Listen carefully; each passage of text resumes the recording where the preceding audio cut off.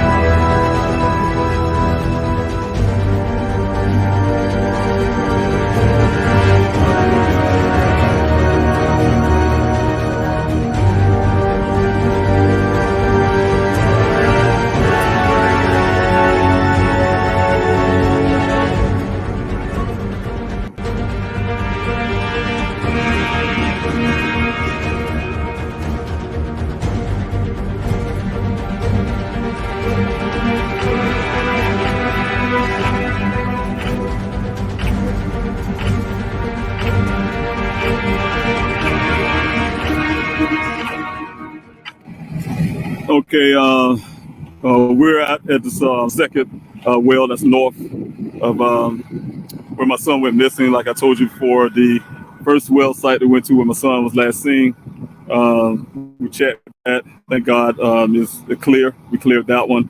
No sign of anything that would suggest that Daniel was, anything related to Daniel was in that well.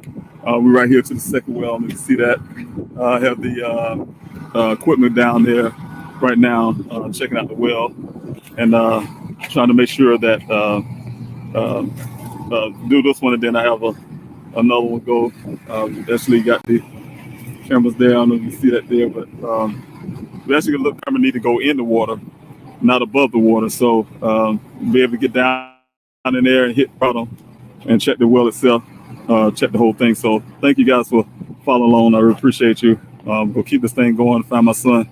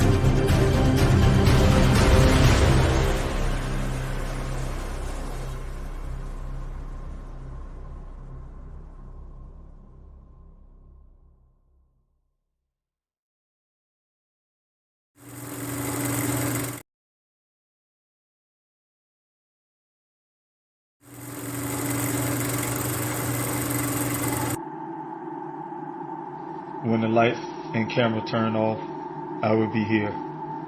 When the interest and conversation fade, I will be here. When there's no one around, a father will do anything it takes to be there for his son, to protect his family.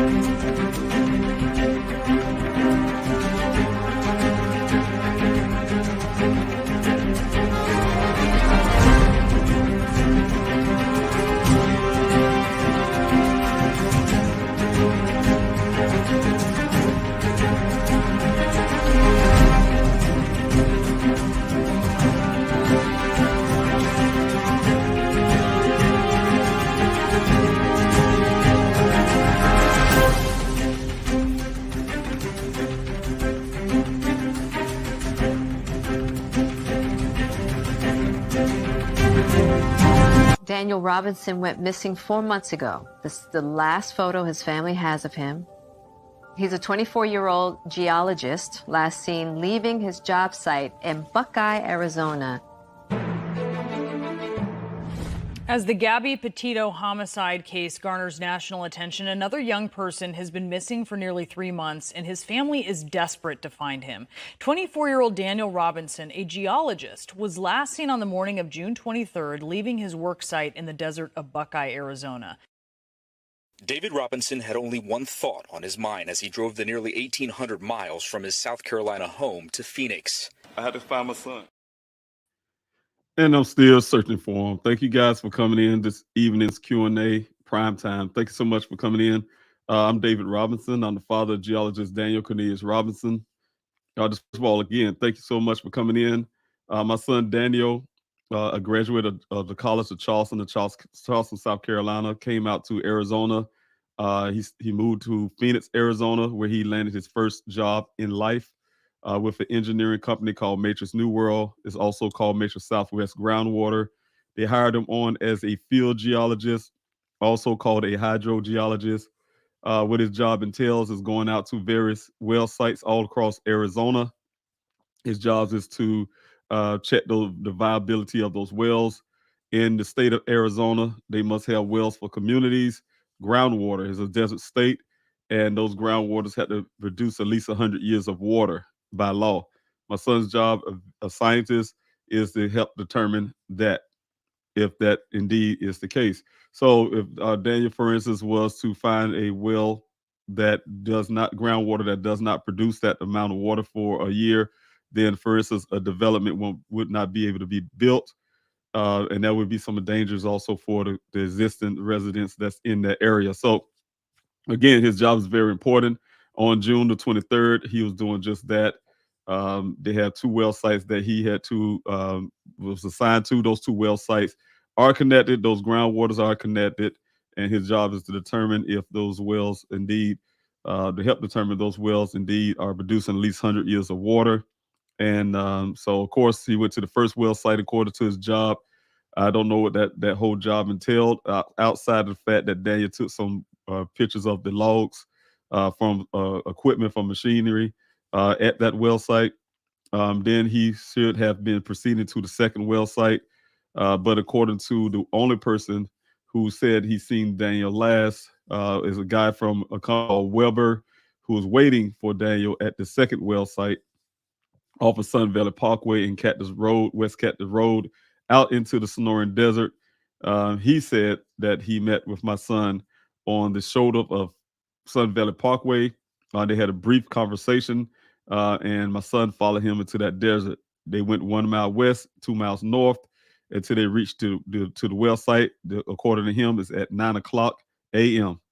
Around 9:15, my son waved off to him after a brief conversation about the weather and also about going back to Phoenix.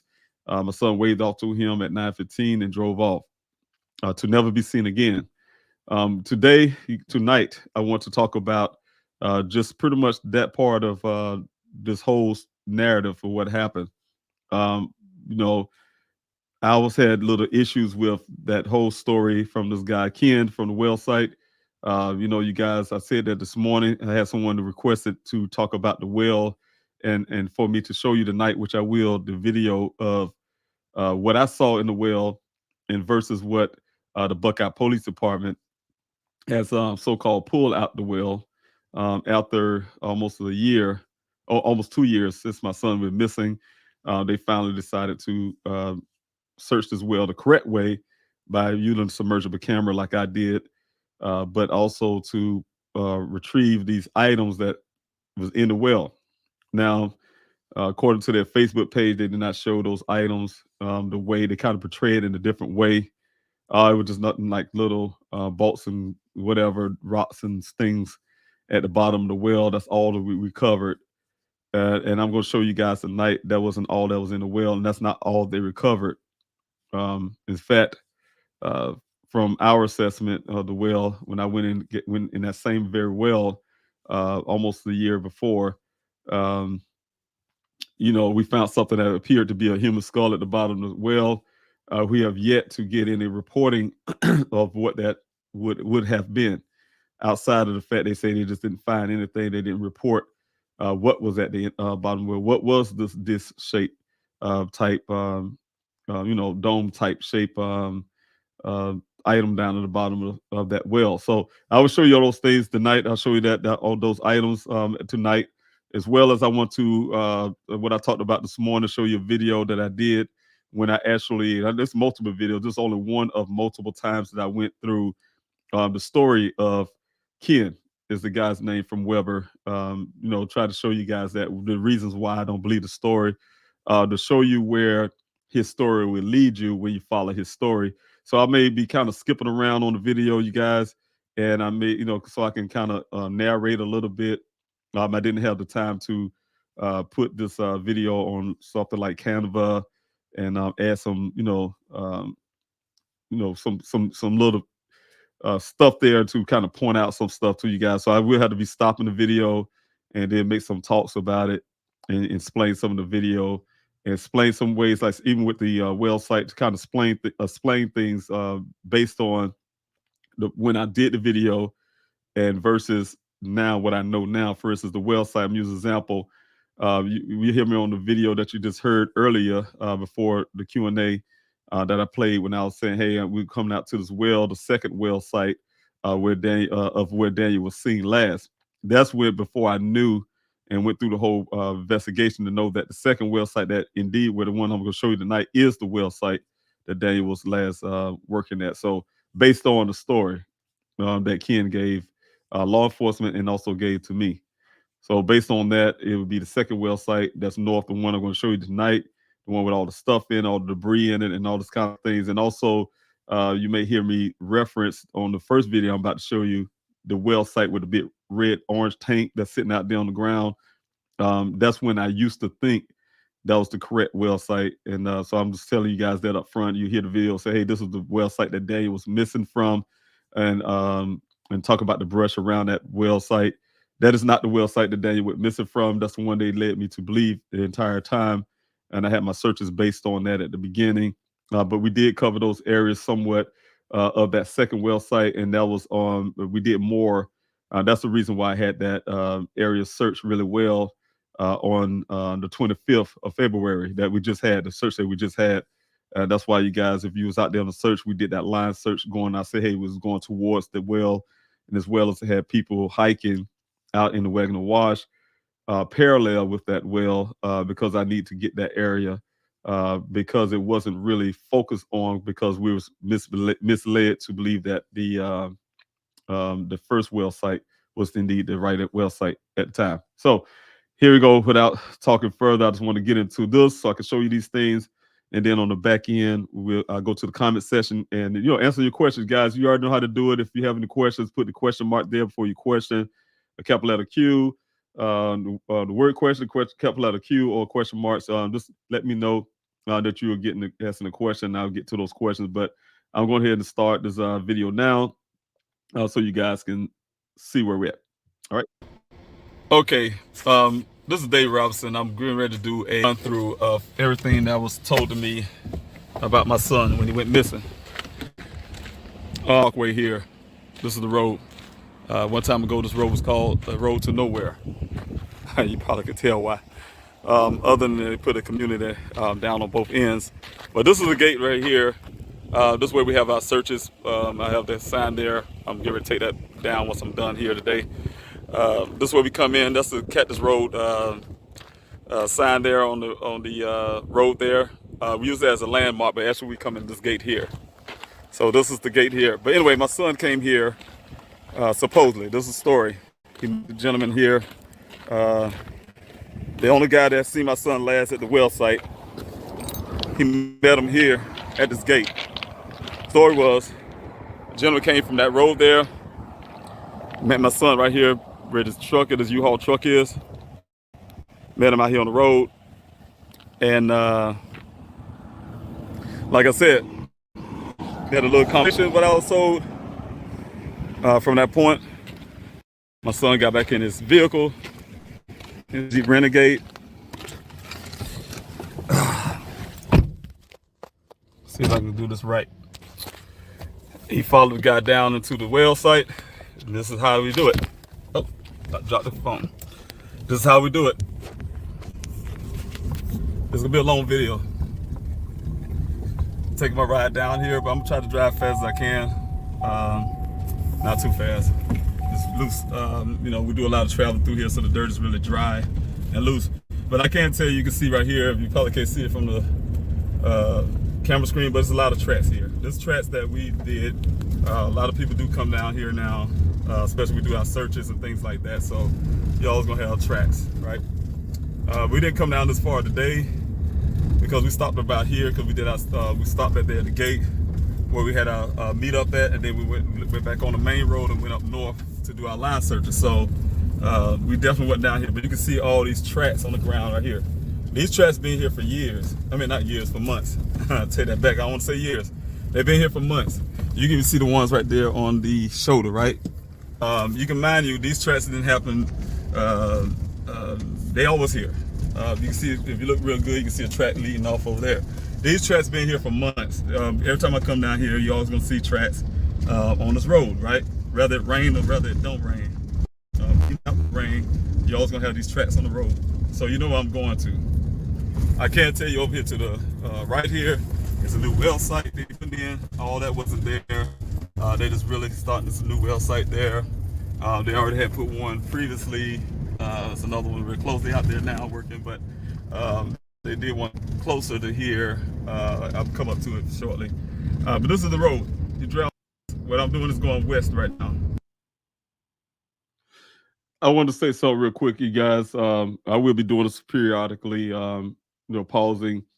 One thing I was showing you guys is that if you're looking at the video from from your standpoint, it's because you know, the feed on this camera, for instance, what I see on my end, I can actually see the details of the tracks that's on the ground versus what you guys can see from social media from the secondhand video. So you'll hear me saying that a lot. Hey, look at these tracks. These tracks are very defined, and they are there. You probably could see that a little bit, just a little, based on what you guys can see through the video screen.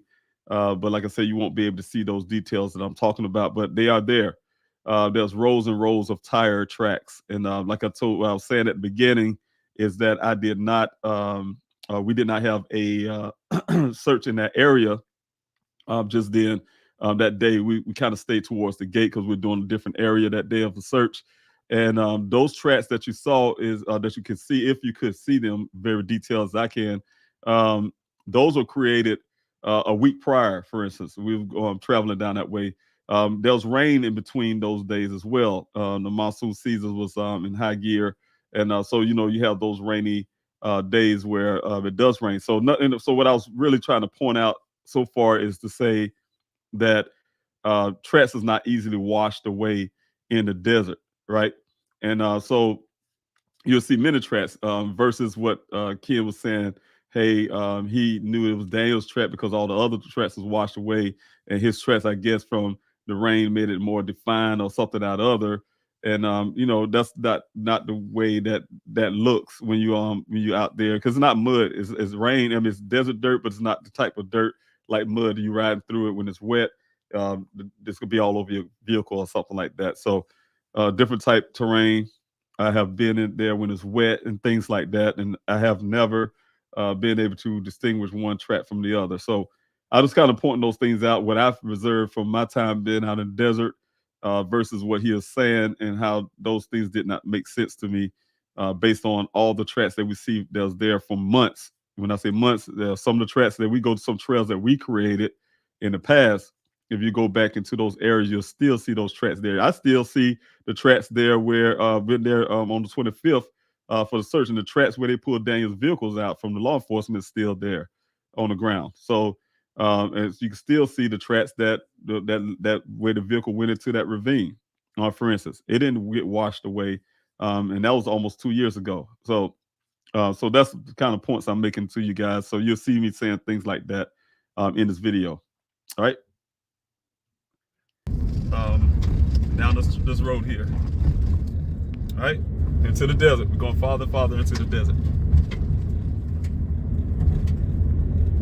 So, again, I am doing the storyline of what the guy at the well told me, not what he told Buckeye. You know, what he told me with the two witnesses I had. He said my son followed him down here, so I'm planning to roll up my son. So I'll be planning to roll with my son, and I will be going down here where I think it happened, exactly how he told me. All right, but I'm gonna point out some things as I'm going, like this right here, this area over here. If I can see it, that's the new well site they're putting in. That's the first one they did recently, and the one I showed you a while ago, that's the second one they're doing on now. But this is that's a well site that they just completed. But anyway, we're going to the well site where my son was supposedly last seen. Now, mind you, you look at the road as I'm traveling, you see all these tracks. We did not make these today. These tracks been out for weeks. So we got some bovines out here, so you're gonna see some cattle. I saw them when I was coming up, bighorn cattle. They out here in the field. One right here on the shoulder of the road. Got like a whole herd of them to my left there, but this is one I got to watch out for them because they will attack and tear up your vehicle. So he's really nervous right now. I'm not gonna mess with the big fella. But anyway, he's probably wondering what I'm doing. But they got him out here, so we have to be careful with that. I tell the volunteers we're out here searching. We stay out of their way, they definitely stay out of ours. They try to get away to volunteers. Okay, I paused in the video right here, you guys, as well. I was busy talking about the cattle that was out there. And, you know, you probably could tell I did a shift to the right, a right turn. Right there is what I wanted to point out, is where you go 1 mile west and then you go 2 miles north. At that point, when I made that right turn where that cattle was sitting on the side of the road, I was actually making a right turn. And right there is where the dirt road leads to the well sites. There's 2 well sites up north. I was led to believe that first well site that you come to, that I will be coming to, is the well site that Dan was last seen from. But of course, doing my investigation, learn more. It's actually the second well site, but you'll see the first well site first. That's where I'm gonna be heading there. I'm gonna mention that turn that I made is where the beginning of the 2 mile journey to get to this well site. You can realize that I only traveled about 1 mile, a little less, just to get to the first well site, and that's why you can tell the story didn't add up, just even at the beginning. But anyway, go ahead and continue to play.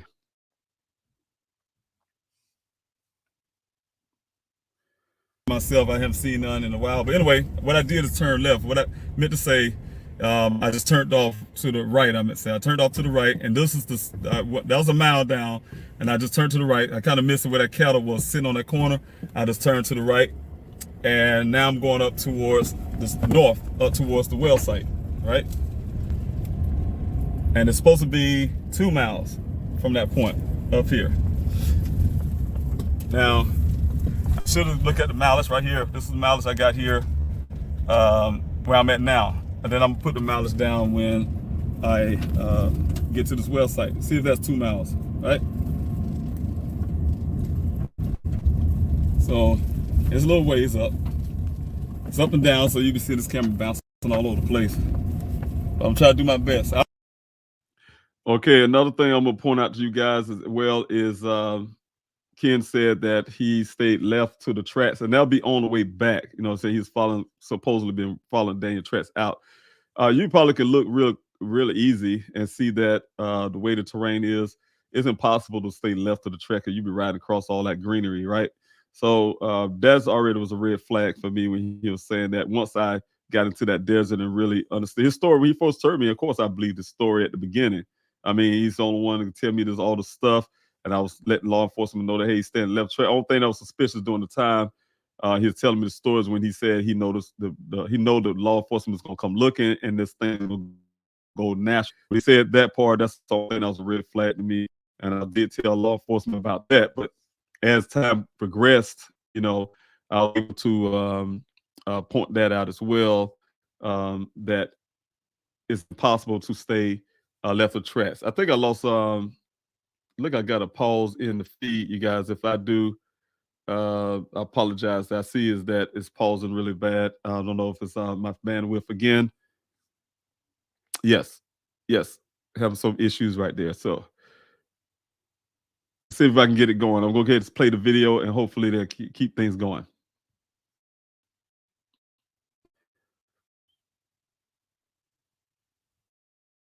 I don't like out here in this desert by myself. You know, a few people know I'm out here. You know, my search coordinator, logistics coordinator know I'm out here. One of the volunteers know I'm not. Two of the volunteers know I'm out here. But you know, like I said, I'm not really comfortable being out here by myself in this desert. This is where my son went missing. A lot of other people been found out here, so I had to always protect myself at all times. But I do want to let y'all see the story line. Now, this is the road. You see how this road is, so I want to keep that in mind. This is a really tight road. A vehicle come the other direction, it would be very hard for that vehicle to pass. I literally have to get on the shoulder to, you know, let that vehicle pass. Anyway, we're going up.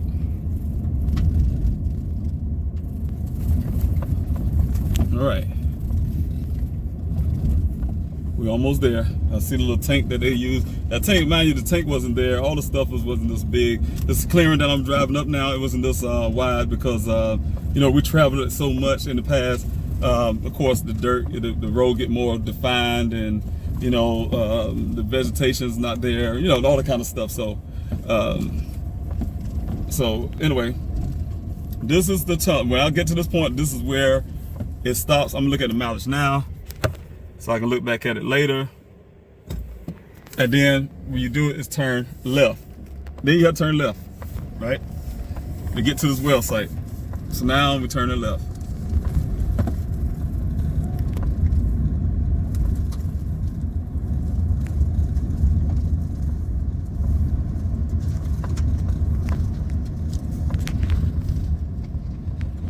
All right, this is the well site.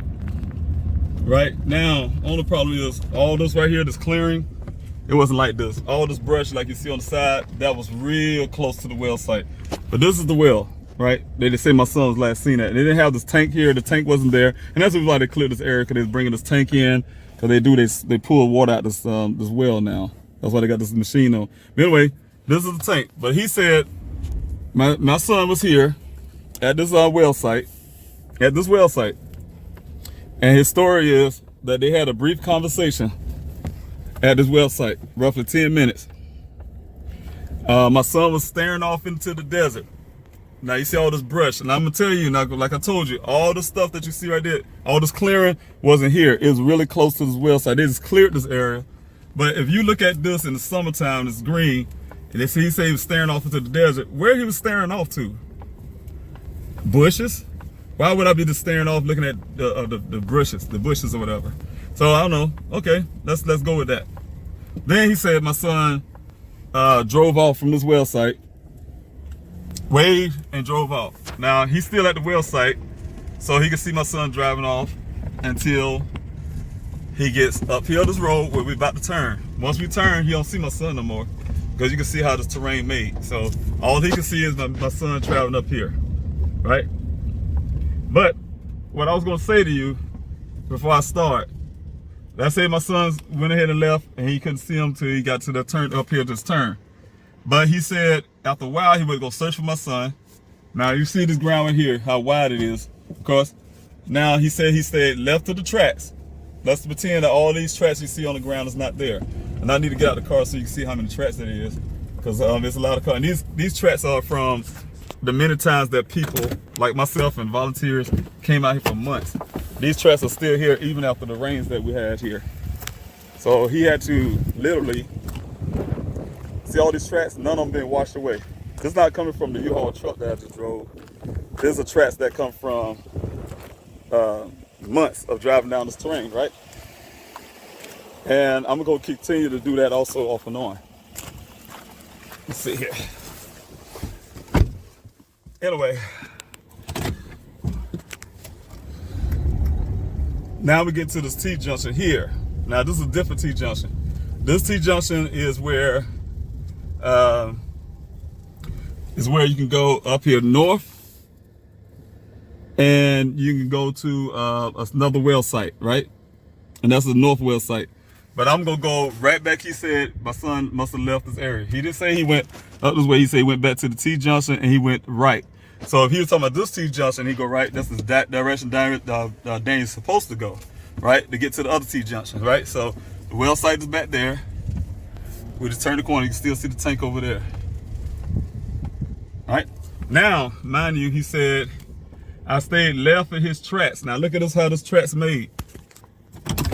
Again, I made a turn. Now if he's stayed left of the tracks, I was trying to figure out how he stayed left of the tracks. He said he some reason he wants to stay left of the tracks of Daniel's tracks, right? And I'm gonna tell you, you can let the orientation of my vehicle, even if I'm over to the shoulder to the side over here. Even over here, another vehicle would not be able to pass right there to both sides. So to stay up to the left of the tracks would be kind of nearly impossible. And the only reason why you got tracks all over the place, because we just drive all over the place when we come up this thing. So nobody, you kind of just stay in the middle or wherever you want to, however you want to drive it, right?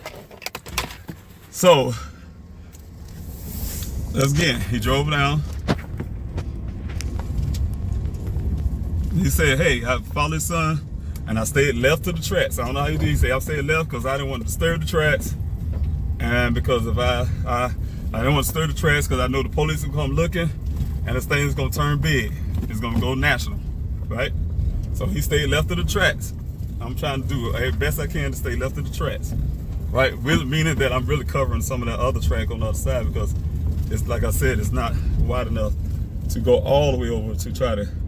Go left of tracks. And mind you, I told you this place wasn't wide as this either, because they just really started scraping this area again and widening this road for their construction, for they bring these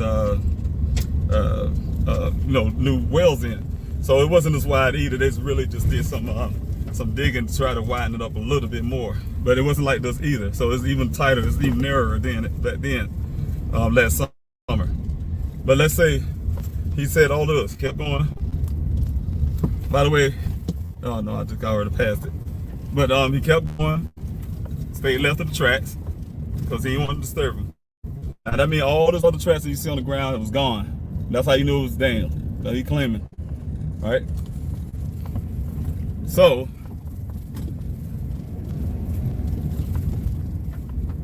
keep on going.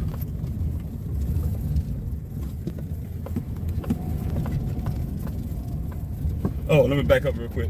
By the way, right here is, let me back up a little bit, if I can.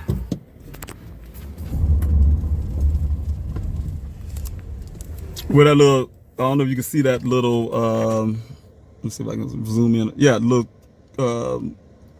pallet sitting right there. This is where the other sock was found, near the well site over here. So that's where the other sock was found of Daniel's. That was matching the stock in the evidence that they had that Buckeye collected, right? Anyway, like I said, to continue on this trip, he claimed he stayed left to the tracks because it's the only tracks that survived. Now all these tracks still survive now. You know I didn't make all these tracks with this one truck, and we didn't come through here today. And I can tell you that none of the volunteers came through here. I haven't come through here today. because we was working a different side of the desert. But this is the T-junction. Two things can happen. My son can get confused at this point and say, did I turn right when I came here? Or did I just kept going straight or left? Okay, y'all, just want to stop right here as well. In case, again, to point out some pointers. Ken said that Daniel left the well site. He had to travel back 2 miles. I wanted to point out that I didn't mention, I probably will mention later, that it was only just a little short of a full mile, just a little short of a full mile to get to that first well site with the big orange tank around it. And, you know, one thing I would say is that when he came back to this T-junction, like I told you guys before, you know, some people say, well, he got lost or something. That's impossible because he comes to this T-junction. He have to make a left or right because the road is don't go straight at all. The dirt road don't go straight. So he had to make a left or right. You know, if he would have accidentally made this right turn, right, going out west, which the right turn is going west, the left turn is going east, back to Sun Valley Parkway. But if he turned right, like Ken was saying, that's only going. You'll see how I've kind of pointed out to you when I get to that gate is it kind of goes west, but then it curves around really quickly and goes south really quickly. It only go west for a few hundred feet, and then it goes south. So the road is actually going south. It don't actually go west. So they say he went farther west out into the desert. That's not accurate. He actually went further southwest out into the desert. If that was the case, that's where the vehicle was found, further southwest of the location. So it didn't go out straight out west into the desert. So I just wanted to make sure I point that out as well. So, and you're gonna see the reason why once I get to this gate. You probably, if you remember at the beginning of this video, you saw the chain link fence just like any other fence, but then you'll see the difference between this fence that you'll come up to.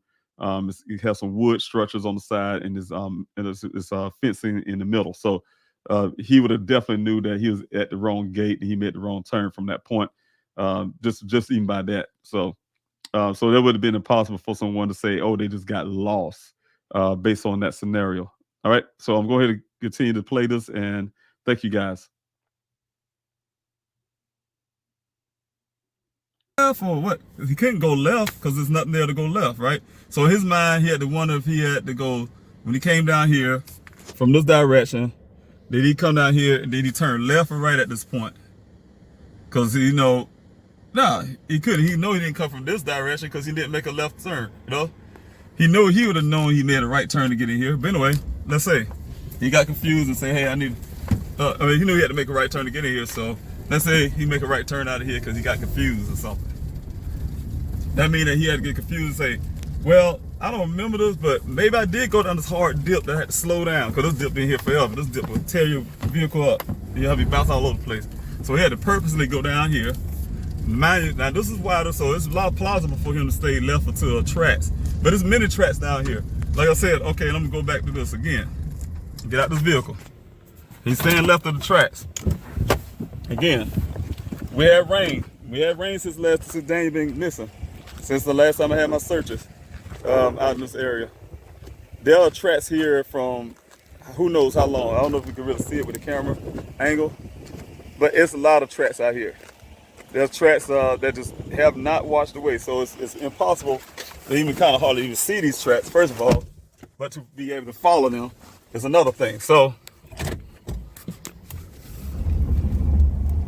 we're gonna keep going. He said he followed for a mile down and he got to T-junction. He drove another mile, right? Follow these tracks. Stayed to the left of it.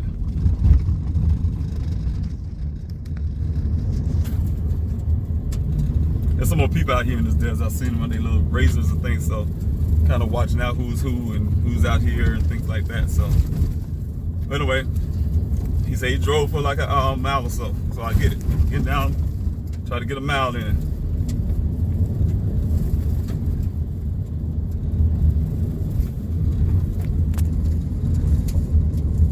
Then he said he came to the gate.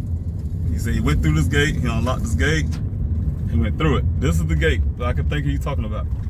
because we always come through this gate and we go to we had to get to Daniel's where Daniel's vehicle was found. We had to go through this gate, right? Okay, you guys, I'm gonna point out, and that's exactly what I said. This gate has a different look to it. Daniel would not be confused and mistaking this gate that you had to literally get out and open for the gate that I started off with at the beginning of this video to show you where Ken said he met Daniel on the shoulder of Sun Valley Parkway. For one thing, he came to this gate and he didn't see a roadway, Sun Valley Parkway. He would immediately turned around and then start heading the right direction to Sun Valley Parkway. If you see a little small sign that's there as well, or to the left of the gate, that's also a privacy sign. So I don't think Daniel would ignore that and just go into this gate. You know, we had to ask pretty much permission to get in these properties from the landowner, which is the rancher who found the vehicle. This is his part of the land, so that you would be entering. So this point is, I'm going to try to skip the video ahead for lack of time, so I can get to this next video. I want to show you guys concerning the well and the things that was found in the well, and I will definitely be skipping around on that one just to show you key points of that well. And then I neglected, and I wanted to, and I didn't do that, is to get Buckeye's Twitter account up so you guys can see the picture of stuff they put out and what they say they graph on that well. You guys can please go to their social media pages, and you can see that stuff for yourself.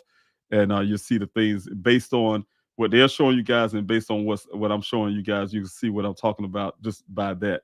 But the thing is, yeah, I will be skipping ahead, try to show you guys the next video. So this is right here is taking you through the gate. If you listen to his story, he said, hey, Daniel left. He followed tracks to stay to the left so he didn't disturb those, because you know the law enforcement coming, this thing will go naturally, and so on. And he's made it to this gate that he got out of. He's telling the story, guys. This is before I even been there. I have never been at the desert time. He's telling the story a few days after Daniel went missing. He told law enforcement the same thing, except for he did give them the details he gave me. And then he, excuse me, he went through this gate, he gonna say, and then he went another mile or so. And then he got to this area where he got out his vehicle again, and he went up on top of the hill. So if I'm going to show you this really quick. Once I get that point, I'm going to kind of skip ahead to the next video, because I want to, for lack of time, I want to get to some of your questions. I'm marking your questions, guys. You got questions right there in the chats. I saw those, and I'm marking those so I can come back and answer those questions. But I want to get to this next video as well. So I'm going to continue on real quickly here, and I'll explain as we go. He said he got out his vehicle. I'm sure he had to get out his vehicle to do so. I had to make sure this gate shut back when I get done. The rancher don't like his gate open. All right, now.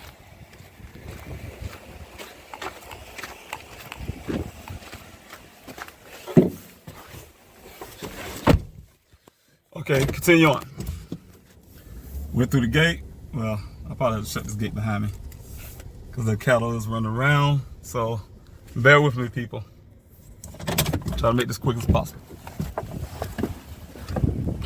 Okay, I'm going to fast forward, you guys, because I want to get to the point. What I did is shut the gate because the cattle rancher, he definitely really anal about, well, so not really saying anal, but he's definitely concerned about his cattle.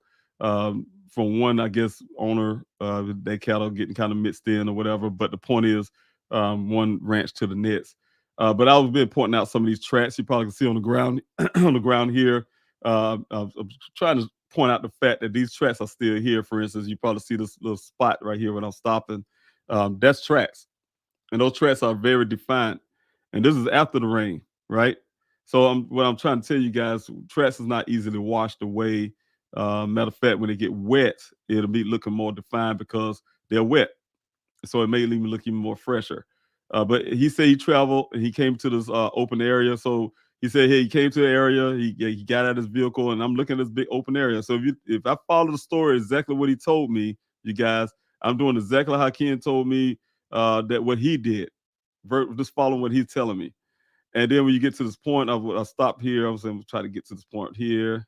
Right. Anyway, He said he did a mile, so I don't know how much a mile. And Probably so- past a mile. So I'm going to pause real quick. So what's going to happen is he came into this area. This is an open area. We call this area the quarry area. This is where normally where I have my searches at in the past. You guys would have been following us.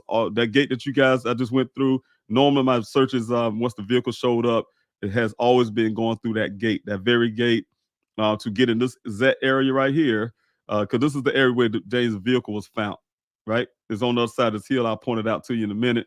But this is the area to come into, the area where Daniel's vehicle was found. But he was describing it to the T to get into this area. And he actually said he went up on the hill. The only easiest point to get in this little media, this hills, you can see them kind of far off, but you have to travel a little bit. This vehicle I'm driving, will not be able to cross that terrain to get up on those hills. But only place he can get up on the hilly area to look over will be exactly where I'm showing you guys, where we go over all the time just to get to the crash site. I call it the crime scene, where Daniel's vehicle was found. So just follow along with that as well. So I'll point it out, I'll pause it again and show the hill that you have to actually go over.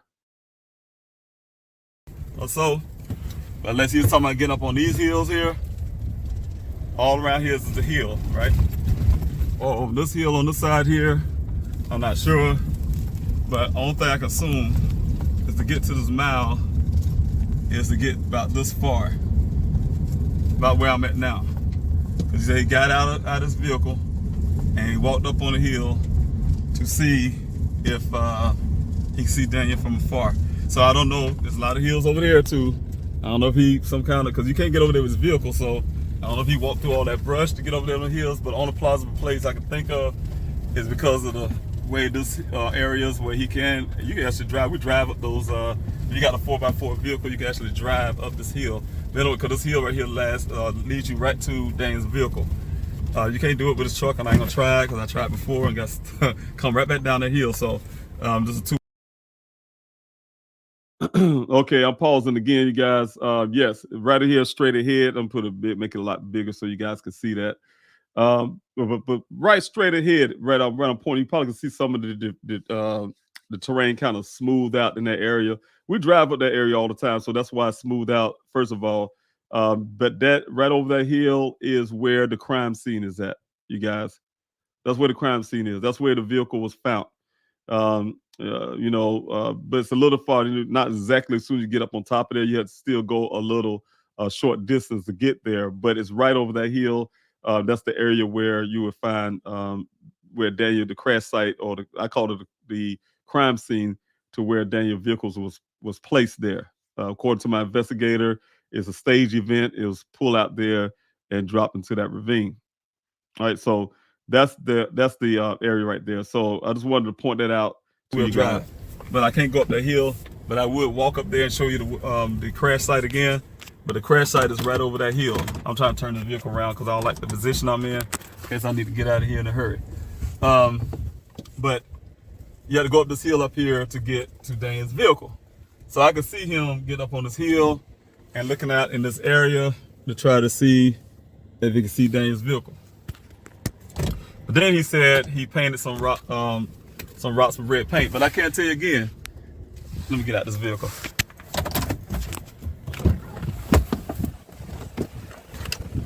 Dan's vehicle was found right above up that hill up here, right on the other side of this hill. I would go out there as a little farther than that hill once you go over the hill. But like I'm saying, for my safety today, I don't have a spotter or anybody with me, and things. I just don't do desert out here by myself.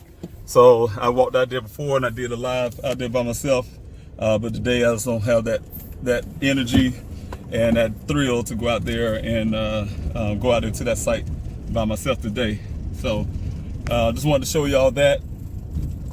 That's his drive-through, pretty much. Unless, like I say, he went on. Okay, you guys, again, I'm stopping it now because I'm going to fast forward this video and try to focus on showing you guys the area where the second well site. What I did is I'm going to fast forward and then I'm going to get to this well. I drove back to the same location. I started the whole scenario back over just to get the mileage, to make sure to show you guys that it wasn't 2 miles. Also reiterated on the tracks that was on the ground And then what I did is I measured from that T junction.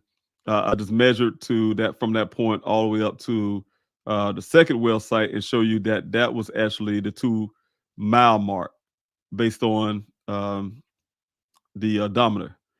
So what I did is, you guys can see I passed the first well site, and up here, let's see if I can get it to stop where I need to stop. And it leads to the second well site. Let's see if I got it on here. I think I must have passed it. All right. I probably passed it. Everything comes kind of quick. So what I was going to do is, what I want to do is show you guys the second well site. I'm not sure if I know what the terrain kind of looks like, but I think I obviously just missed it trying to fast forward. Let's see. Okay, that's going back the other direction. So interesting. Okay, I wonder if this it here. Okay, I'm gonna play it right here and see if I can catch up with it. Out of this desert now, but anyway, I'm going with this mileage again from this well site. All right, 1, 2, 3, 4, 1. Oh man, I had to do something out there in the desert, and man, tell you what, that brushing don't play when you get stuck with these okay, out of this desert now. But anyway, we're calling it 2 miles or what? But I want to find out.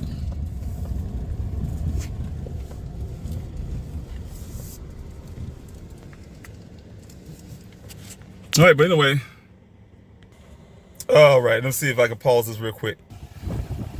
Okay, see if I can continue this. I had to get out the vehicle for a second to do something. Anyway, look at all this brush here around this area. I just want to get on out of this desert now. But anyway, I'm going with this mileage again from this well site. All right, 1, 2, 3, 4, 1. Oh, man. Okay, everybody. I'm having an issue trying to actually. I was sitting at the well site, but I thought I actually showed you guys the second well site. But I do have pictures of it on that video you guys saw at the beginning of the Q&A. But what it is that's the second well site that I end up at. You know, that's the ones you guys probably seen it with the bit structures around it. The ones you would see on Buckeye's social media account that they are doing there, saying they pulled stuff out of there.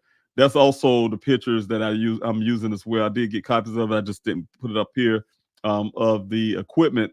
And I want to find out who was the company who actually did this thing as well, because it's ironic that those equipments, and the only persons I know that can actually pull things out of a well like this will be Weber, right, in the area. So I just want to play the second video, and what it is, you guys. I was unsatisfied with Buckeye coming out to search the second well that I was talking about, and when I say unsatisfied, what they did is they came in there with a makeshift camera. With these guys with makeshift camera, they touched the surface of the water and pulled the camera out and said nothing to see here. I thought I was going to be satisfied with that. Of course not. That's not how you do investigation. That's not how you look for things. That's health doing the job. They utilize they called a cadaver dog like a family pet that they, to date, I asked them, they said it's going to give me the information on that animal that is certified cadaver dog, which I never received. But I was unsatisfied with their performance and their work, because that is not how you search a well. So I had to get a company myself that came in and searched the well properly. So this is what the video come from, you guys, when I had the well looked into myself. And you can see all the things that's in the well that it took a long time, you guys. I've been talking about it, preaching about it here on social media, on all my social media accounts, as well as this Q&A. I've been talking to reporters about it, but nobody grabbed hold to this thing except for some of the scientists from the universities who look at that, and they was even concerned that the FBI should have been looking into this well and see if they indeed about this thing that appeared to be a human skull. So I'm going to go ahead and put that on real quick so I can get to your questions, you guys. I did mark your questions, like I said, and I will be answering those as soon as I play the video and talk about these as well. So, all right, here we go. All right, this is where the video starts. Well, it actually starts before this, you guys. I didn't want to have to keep going back and forth, but this is the water level of the well is at 169 feet. So you guys see the little center number, the number in the center there. That is the feet, the distance from the surface to where you hit the water level. And you notice immediately at this water level, there's something that's sitting there that shouldn't be there. The guy who does these well inspections, that's the first thing that was problematic for him. Never ever in the history of his time, doing this type of work where he see something like that. So he's trying to figure out how this pipe was in there in the first place, but it's there. So now his job was to try to get around it and see if he can get around it and try to get down into this well, to inspect this well for me, or search this well for me. But it's inspection for the owners of this well. So that's the only deal at the time, to having to give them a free inspection in order for me to actually have a search of this well, to get down in this well. So I'm going to play it and keep going and talk as it goes. It's a quiet video, so I can talk with it. Again, I will be skipping ahead. He tried to go down the sides of it to try to get around. See, it was because the way it was oriented in the well. He thought maybe he can go around the other sides of it, but of course he found out he couldn't. So you'll probably see him pulling the camera back out and in. So I'm going to skip all of this right here as well, you guys. But he was trying to find a way to orient himself. So I'm going to go faster and get past this point so I can show you guys what's actually in this well. He pulled it back out. He went back in, but okay, I think that's where we get it. This part here. Matter of fact, I'll just stop right here for a second. You'll see here if I can get it. Stay here. Stay right here for a second, you guys. When he finally went around made it to the outside of this pipe, right, that's sitting inside that well, he realized when he went down he couldn't get past it because this is what holding that pipe up is some type of wood structure that was thrown down in there, and then the pipe was thrown in there secondly after that point. So when they threw the pipe in there, that wood caught it to keep it from going straight down to the bottom, right? So I want you to keep these things down if you guys want to write them down or just remember in your head. But the way I like to look at this whole well investigation, the way I investigated outside of how Buckeye say, oh, ain't nothing to see here, basically, I guess when they resumed all the stuff, pull all that stuff out of there, the way I look at it, I start from the video first. And before they should pull anything out, they should have did exactly what I did. First of all, look in as well. First we see all the suspect already. Try to get down the bottom, which we did, and then work down the bottom, and then when you work your way back up, you can examine those things too. So in other words, you look at, see what all you saw going down, but then you think of it backwards, and it tells a story. So if you look at it, it seems to tell a story, and that's the way I looked at it. It's something that things that people threw in there, or someone's threw in there to cover something up, because of the big key point of it. You guys going to see is the mound of dirt that was thrown in there. The guy who inspected the well didn't ever seen that kind of stuff. All this dirt was thrown down in there as well. I hope they was able to dig down into the dirt. This thing grab something from the surface of the dirt like they did for the surface of the water, and did not check for anything. Because, when they was moving the stuff around, who knows, that board fell down in and push whatever it is farther into the dirt. So they should have been digging around into the dirt as well. So is what I'm trying to say. So you guys, this is a wood structure that kept that pipe up. So what he gonna end up doing is pulling it back up again, and I'm gonna spare y'all all of that. He gonna pull it back up and then reorient himself and go back down. So we had 192 feet right there. We had 307 feet. You guys, I'm gonna spare you all the details of look at the side walls, because like I said, as he was coming down, he had to stop periodically to do what he actually was doing, and that's to do a well inspection, right? So you can probably see all the stuff on the side, and he was trying to figure out, that's almost like metal eating bacteria. That should be clean all the way down. And this is going to be drinking water, you guys. But you see all the stuff floating around. That's because someone threw all this dirt down in there and all the stuff down in there, and it stuck to the side of the walls, etc. Right? You can see this area here is where these are the vent areas. I like to show people from. I'm like a science guy myself. My children, all those science people. So One of the things is the seeing that the grills that I asked them about that. That's where the actually groundwater comes into the well, into the pipes. So they have those grooves there where the water actually comes from the ground. It's almost like a filter, but but the water flows through into the pipe, the groundwater, little streams or whatever, underground streams. And okay, I'm get down to the area where I want to show you some things, you guys. We got down to 574 feet. We're getting down a little farther. This well is really deep, you guys. You saw where the surface of water, where it was at 100 or so feet, just to get to the surface of water. And then you get down here, it's just going deeper and deeper and deeper. I was really amazed that this well was that deep. The other well wasn't this deep. I think it was only like 500 or so, 600 feet. But this well right here goes close to 1,000 feet down before it hits that dirt that was put down in there. So let me see here. I want to get to this one key point so you guys can see. You remember, just keep in mind that wood structure that's sitting up there, and as well as the pipe that did not make it to the bottom. I'm sure they wanted that pipe to make it to the bottom, but it didn't. Okay. All right. And also the fact that there's a lot of dirt stuck to the sides of the wall. All right, here we go. This is the point where I wanted to point out to you guys right here. All right, when you get down to this point, 935 feet in this well, you're gonna see one thing that's why I want to show you the pictures on the outside of the well, you guys, because you will see the fencing area that's on the outside of that well.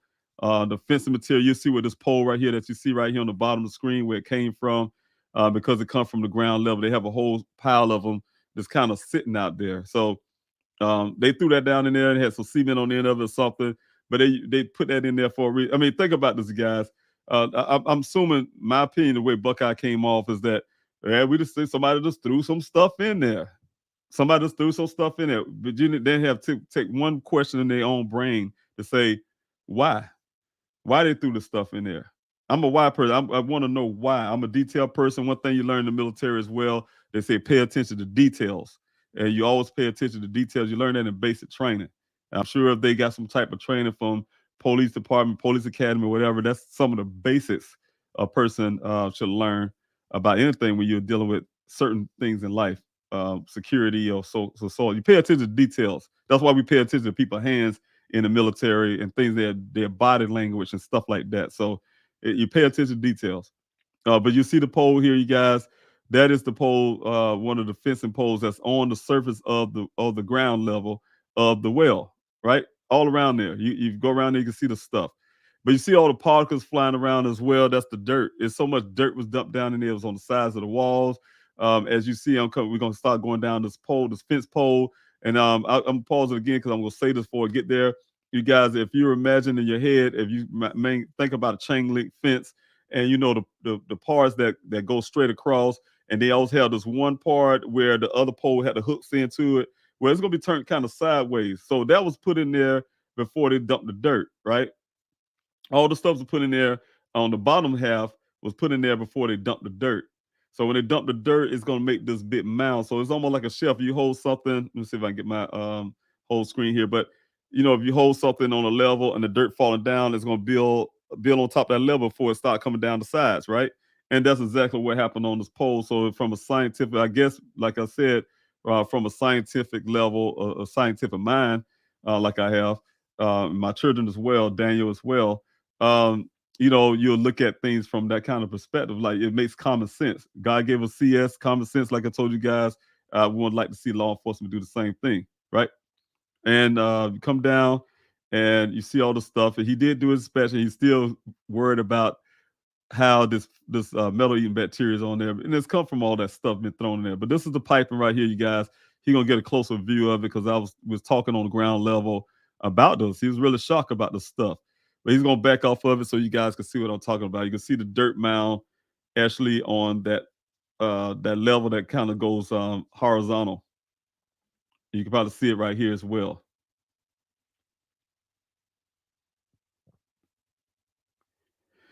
But when you get closer, you can see it a lot better. So you can see all the dirt on the sides of it, but you actually see the dirt build up. And so that tells a story, you guys. Dirt was thrown in there after this pole was put down in there. That's the thing I'm trying to point out to you guys. And if you're on the surface level, you guys have been out to the searches and been to this well, you know what I'm talking about when you see the big mound of dirt where this dirt came from that was dumped down there. Nobody would have a reason to dump dirt into the well that they just dig. But here we go. You can see right here, starting the beginning of this dirt that's on that collected.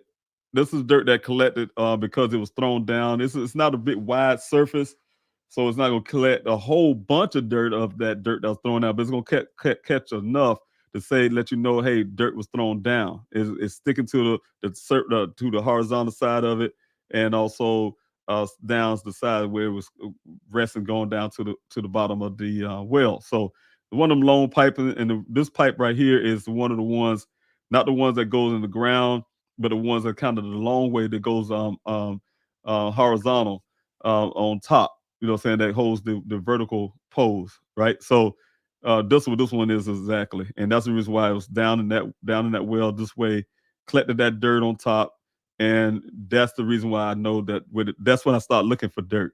Where this dirt came from, and it's on the outside of that well. I started while he was doing. I was looking around. I did see the big mound that this dirt came from outside of the well on the ground level. All right, and then I'm gonna go forward a little faster because I still want to get to your questions, you guys. If you go down a little farther, of course, of this pole, that's when we start seeing this other structure here. There's something else that was thrown. There's a big metal something. He said all this guy, he was really shocked to see all these things in there, right? That don't belong in this well. This well is clean. If I guess so, I'll show you the other video I have of the other well. That was a remarkable well. The way he put it here, look, unremarkable. It's just one of those things where it is very clean, and that's the way the well is supposed to be. This is supposed to be drinking water, you guys. So that's the way the well is supposed to be. And he said that's exactly how it is. It was a good well inspection, but this well right here have this thing in it. There's some type of I don't even know what to call it, you guys. It's almost like a fire hydrant almost, but it's thrown down in there as well, right? But then if you look down right here at this point, that's when we start noticing something. You see that 970 feet is deep. How far we're down in that well, and you can see this disc shape sitting in the dirt.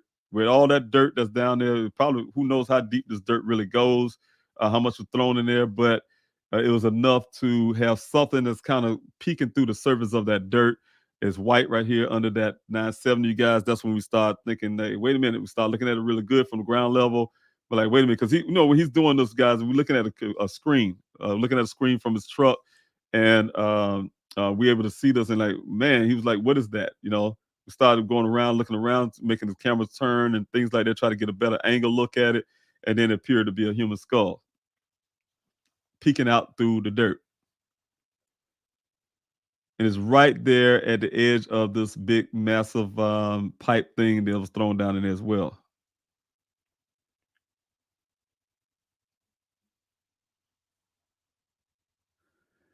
So what he's doing from this point is trying to orient his camera to try to get it to a better angle so he can see what that is.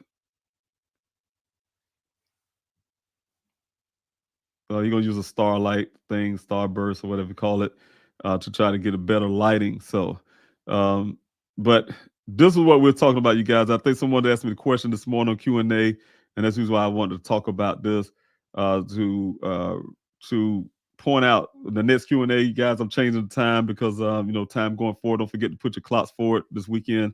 But I will give you the time that Q&A would be, and I would talk about this versus what Buckeye is showing and things like that. So you guys can know the difference of what really going on when it comes to this well.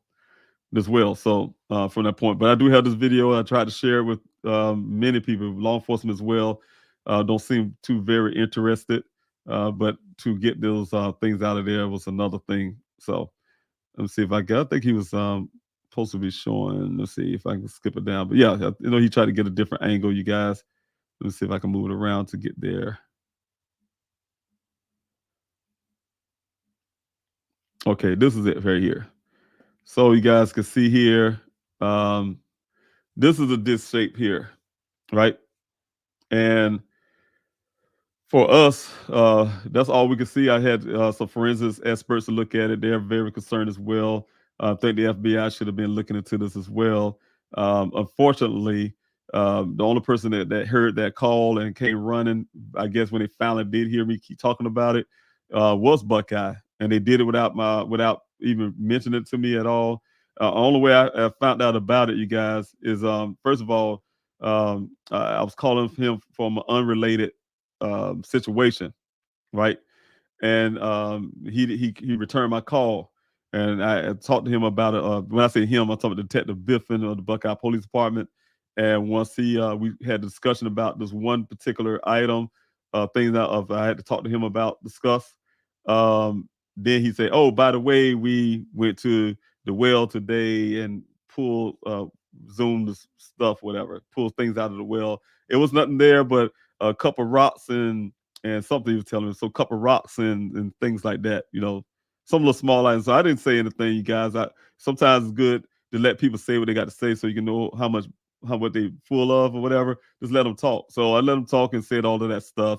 And but yeah, it was ridiculous to me. But the crazy part was they immediately started dumping that stuff out on social media for you guys' pleasure or whatever. Because it wasn't my pleasure at all. But it's for the pleasure of you guys to say, oh, we did something in the Daniel Robinson case, right? So, but this is it right here, you guys. I had a forensic expert to look at it from different universities, ASU as well, and just kind of give their ideas or what they think. They put it so right now that this video is running around in the science community. Look at it, but like I said, the feedback I have gotten from that is a big concern about it, and to maybe they need to look at it to make sure. Just to double check. One thing they did to say at the same time was that they wanted to make sure the circumference of the well itself, and doing the science, that if it's even large enough, um, uh, deal to be a human skull. So, but they can't tell because of the dirt, the way it's hanging out the dirt. It could just be one side of the skull or something like that to make the surface level look a lot smaller. So, things like that. So it's hard to tell. So this is the kind of thing, you guys. So I would like to hear an answer from the Buckeye Police Department who resumed this stuff and tell me what this was. I don't want to hear about the quarters and nickels and dimes that was found on the bottom. They didn't say no quarter, nickels, and dimes. I'm just being facetious, but they was talking about rocks and little items, and they kind of displayed it. I think they kind of put it on a something surface and took a picture for you guys to look at, but didn't mention all this the piping and the fence post and and so on and so on. That was pulled out of this well because it's here. This is the well, you guys, that they were at. So this video and what they have should match. They also said it was wearing body cam. I will be looking for those body cam videos as well. They should, if they and I saw the picture they had of the camera, is that same camera that this camera is that went down into that well. So that camera does give video feeds, right? So there should be a video feed as well of what they saw when they went down as well in that well. So I would like to see that video as well. So those are things I'll be calling for. So okay, again, thank you guys for joining in and watching that, and thank you for the person this morning who suggested that I talk about the well again and show this video. Of course, I want to get to your questions, you guys. Thanks so much again. So I'm going back to the top. If you have any questions, I will be skipping the comments, you guys, tonight. So if you have any questions, I will only be looking for questions. I did mark some of the questions, so I know those I won't miss. But I want to say something real quick. I have to put Karita up here. Thank you, Karita, because I'm really happy to see your face up here. I mean, well, your name and your face on your picture. But thank you so much for being a part of the Q&A this morning. And thanks to my team and the moderators for being here as well.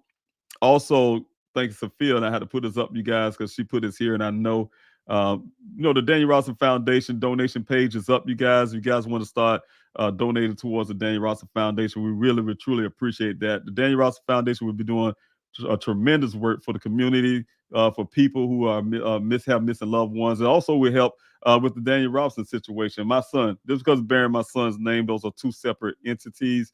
I'm fighting for my son. Please help find Daniel. So I don't want everybody to get confused with please help find Daniel. My efforts to find my son, and also the efforts of the Daniel Robinson Foundation. Daniel Robinson Foundation will help a family like mine who going through a situation trying to locate our loved ones. So you guys, please go visit DanielRobinsonFoundation.org. And this is the link right there. You get DanielRobinsonFoundation.org, and you'll just only see the page come up until our launch date. We will have a launch date this year, you guys. I told you that 2023 is our launch year. And so for now, that's what we're doing. We get things the infrastructure and things set in place. So thanks so much, Sophia, putting that up there. Just for Daniel, the hashtags. I really appreciate you guys for everything you're doing in the moderation. Thanks so much. And let's see if I can get these questions because I'm at an hour and 18 minutes. So if you guys, and don't forget to hit the like, share, and subscribe button, you guys. That's very important. And if I miss your question by accident, I apologize. But the first question I did mark is from Kelly. Kelly Isabel. Thanks so much for Isabel. Thanks so much for being here this evening from the Facebook side. You say, I'm curious to know if it's known, if it is known what the podcast was that Daniel was listening to that he was so inspired by. Yes, I do know the name of it. I don't know it offhand. I just saw the name, but I do know it. I listened to it myself. And what I can say is he just listened to that one podcast that the young lady, Caitlin, shared with him. I can tell you there's nothing to it in my point of view. It's a positive podcast. The guy is very positive. He gave you a positive way of looking at life. So it's almost, to me, it was more of an inspirational type video. I know sometimes people take that and made it this bigger thing. Saying, hey, look, maybe he joined a cult or something. No, it wasn't no video type thing like that. So, but it was very inspirational and it was on a positive level. But it's some kind of Tolly or something. I just can't remember the exact name, so I don't want to give you the wrong one. But I did listen to it myself a few times to try to see if there's anything about that video or the podcast would stand out. And nothing, to my point of view, stood out to me. It may stood out to somebody else listening to it, but nothing to stand out outside of the fact that the guy's giving positive, something I would listen to, something positive, outlook on life and things like that. So about staying positive. So thanks so much for your question, Kelly. And let's see, I really want to see some of your comments, you guys, but I want to stick to these questions so we can get through those questions tonight. You got questions about what I showed you, the videos as well. Questions: Have you scratched have you scratched everything told? Have you scratched everything told to you by Ken and started fresh based on the facts you have? If not, maybe that will give a new lead. And then that's one of the things, Karita, that's been coming up. I'm telling you something, you guys. You probably hear me use the word faith a lot, and I live by faith, right? And I believe in faith and stuff, so I use it a lot. I say it a lot. I've been doing this for years, you guys. But one of the things is everything I do for my son is based on faith. I walk by faith and not by sight. In aspects of, sometimes people say you need to be doing things, maybe go this way and do it this way first, or this, that. Not saying what you're saying now, but what I'm saying is I just go by the faith what God give me, and things that seem like it just work out in the right time in the right place, right? So what I'm getting to, the point I'm alluding to, is going to what you're saying is that at this point of where we're going with Daniel says going forward is based on things with the timeline. And so it's ironic that I have some ones I'm talking to, I'm not putting it out just yet, had some real serious meeting yesterday, the day before, some meetings and that really gonna make a big difference. And one of the key things they was asking for is a timeline. Is ironically before that was the team, our team, Karita, we're putting together the timeline. I've been talking about this for a while, but now it's the time to get this timeline together, you guys. And that's what part of it will be going for the public, for you guys. And also the other would be exactly what you're saying, Karita, to actually get these leads, like I said, these new leads off of what we already know and going back over again. So what you're saying is exactly what's happening. That's what I'm trying to say. And so definitely, I agree with what you're saying and your question. And that's exactly what we're doing right now. Is my team is helping me with the timeline and things like that. So with everything I gathered, all the information I gathered, all the interviews to whatever, everything that goes with my investigator have came given to me. The other two investigators as well. Everything I collected so far on my own, all that would make a difference and bring all those new leads. So it's time to put all those things together. All right, next question I have from Kelly. Thanks again, Kelly, for your question. Thanks so much for putting the question marks there before, and thank you, Karita, for putting the word question there first before your question. That helped me find it.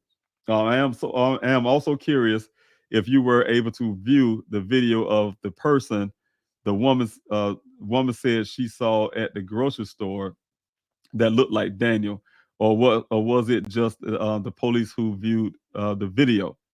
Now, my investigator, one thing, the grocery store situation, Buckeye, it's like they was telling our own story, right? My investigator went out to that grocery store to talk to these people about the sighting, right, at the grocery store. And then I think it was like 6 months later, Buckeye said he did the same exact thing at the same grocery store. I'm like, that is crazy to me. You know, it's like they're telling us our own story. And but the thing was, yes, he looked into it and it didn't fan out anything that fan out about that. If you're talking about the Flagstaff, didn't fan out about it.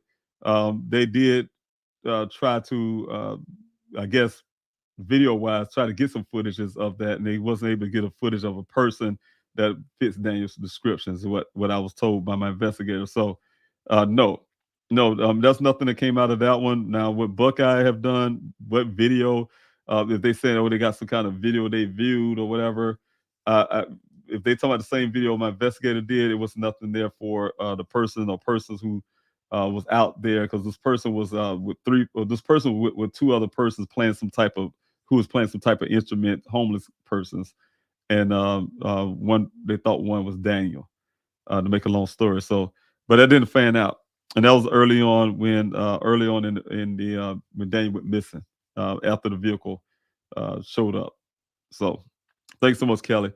Also, I hope I answered the question correct. If I didn't, you can answer it a different way, and then I could get it clarity what you're saying. Thank you again, Kelly. Again, also, has Matrix New World put forth any efforts to help find Daniel? No. On the efforts they put in, they did donate to the GoFundMe at one point. They also, well, I would say they, because I don't know if it's from the company, but I do know some of Daniel's friends from John. When I say friends, these are coworkers that he had conversations with, and sometimes even ate, from what they told me on the meetings, ate lunch or dinner or things like that. That know the family, they go hiking, they've been hiking together and stuff like that. So those people came out to the searches. I don't know if those Matrix New York say, hey, y'all need to, just your job for Matrix side, y'all need to go to support his searches, his father's searches. But they did come up. I said a few of them, a little less than 10 of them came out to a few searches at the beginning. But as in Matrix organized their own searches, sent out a search party for Daniel, put resources out there, getting his helicopters go out in the desert. No, as far as I know, never did anything like that. So, all right, but Daniel, I can't mind you, Daniel was on the clock. So in the sense, he is a salary guy, but he is on their time. All right, and let's see if I have any more questions. Yes, that's another question. Thanks so much for the question. Thank you so much, you guys. You give me questions, I really appreciate that. And thank you, Kelly, for make sure you put that question mark first. Ken is involved in selling stones and gems on the side. I've been hearing about that too as well. I have some slight information about that. I wonder if Daniel was known to have any valuable stones or gems. I didn't find any. I don't know now. Once we dismantle his stuff, I don't know if his siblings and his mother found, because they was able to go in and get things that they, I guess, wanted from Daniel, and so before I packed the rest of that stuff up and store it. So the thing is, from what I know, what I think they have as family wise, nobody ever mentioned any stones. Outside of Daniel, have a rock collection. Now he do have that. A rock collection, and that's nothing seen as valuable as that outside of him being a scientist, and that's maybe real valuable to him as a scientist. They love geologists love pretty rocks. So all right, let me see what else. Travis, thanks so much for the super chat.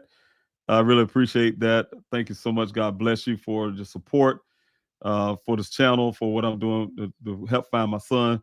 I need those support, so I really thank you so much. God bless you for that, and thanks so much for being on the Q&A tonight. All right. And anybody else have any more questions? I will find them if you guys put the letter, kept the letter Q before your question, the word question, or some question marks. I will be able to find it. Okay. So hopefully, let's see if we get some more of these questions. I'm trying to make sure I see these comments, you guys. I want to put your comments and relate, start talking about these comments. But yes, I read these comments and I'm tempted to go through comments, but you know what? I'm trying to make sure I get the questions, you guys, because one of the problems I've been having on Q&A, and that's what it is, a question and answer type deal, and is to be able to get to your questions that you may have. So I want to do that as well, get this question. So thanks so much, Kelly. You right on the roll. Thanks so much. Did they confirm Daniel's Jeep had been driven past that gate? Nobody confirmed anything outside of the fact that my investigator confirmed that 11 additional miles was added to the vehicle after the first crash, and the first crash happened at around 1 o'clock p.m. that same day, right? But outside of where the 11 additional miles came from, where Daniel drove off from the well site is not confirmed. I don't believe Ken's story about him. He falling track like he's a tracker somehow. This man, he wears a lot of hats, you guys. If you listen to him, he's able to assess somebody's mental state. He said he wanted to look in Daniel, tried to look in Daniel's eyes to see if they're dilated. He's some type of doctor. This guy's a tracker. You know what I'm saying? He's a weather forecaster. You know, all that kind of stuff, man. I mean, he's saying all kind of stuff. You know, he's all over the place. Right. And so I don't believe that story at all. The guys can see why I've tracked the story down multiple times. The video you're seeing was the first one, is multiple times. And just to be sure. And I don't believe his story. I don't believe the track story and this and that and, you know, all the stuff. No, I don't believe the story. So what happened to my son, and what happened at that point, I could believe that somebody did whatever and drove that truck through that gate themselves and put it down in that ravine. Because you know what, one thing is for sure is that you know, I was out there searching already, you guys, and I've been working hard on social media and as well as local news to let Arizona know that my son's missing. And just like they produced that vehicle out there, they produced it out there. That's what my investigator found. It was a stage event. They produced it. They wanted me to find that vehicle out there. That's the reason why, in my opinion, certain people would be like, I want to make sure you know this vehicle's right here, that type deal. So there's a whole bunch of things that goes on with that whole scenario of how that Jeep got there in there. But it wasn't there for 30 days, that's for sure. But how it got there. Thank you so much, Nissa. Thank you so much again for your super chats, and thank you for the questions. I really appreciate it. God bless you so much for that. Always supporting. I really appreciate it. I hope I get to see you again. Do you think it would help if we are bombarded if we all bombarded all the state representatives in Arizona? Yeah, it would help a lot. All the energy from the public. Like I told you guys, I consider you guys as my extended family. I consider you guys as the people who actually get me as far as I am. You know, I'm a hustler. I'm gonna do what I do as a father. I'm gonna fight. At the same time, I need people. My uncle told me this, and it's weird. It's like he saw something before it even happened in the sense in me as a man. He said, David, people will help you, and as long as you got people, this is my uncle from Philly.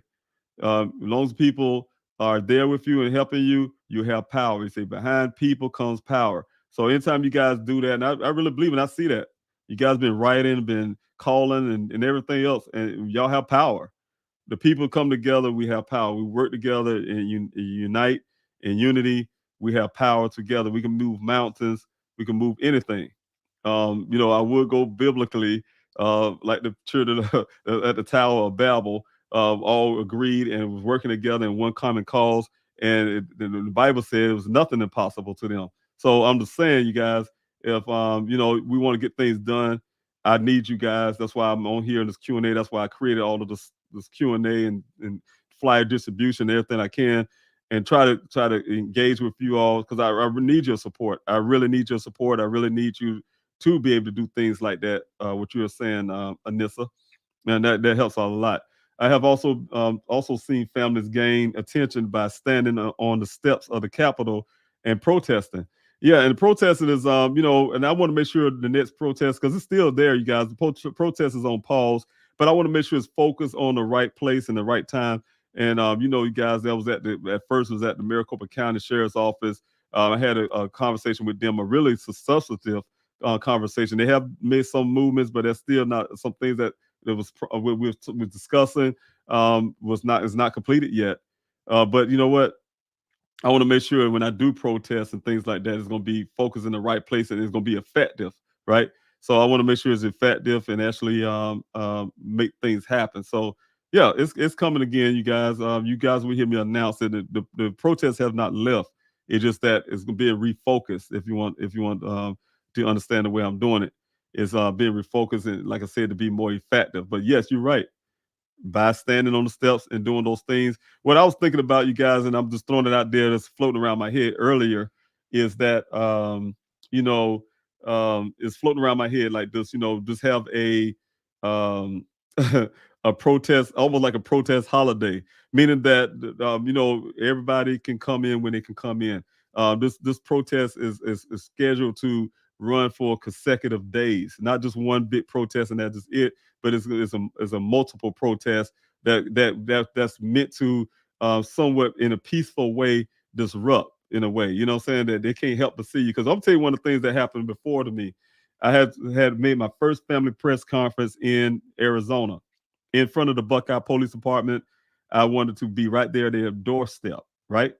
Public property at their doorstep. Set it up, guys. Had the podium out there, had the news crew out there. I'm laughing because it's kind of funny now.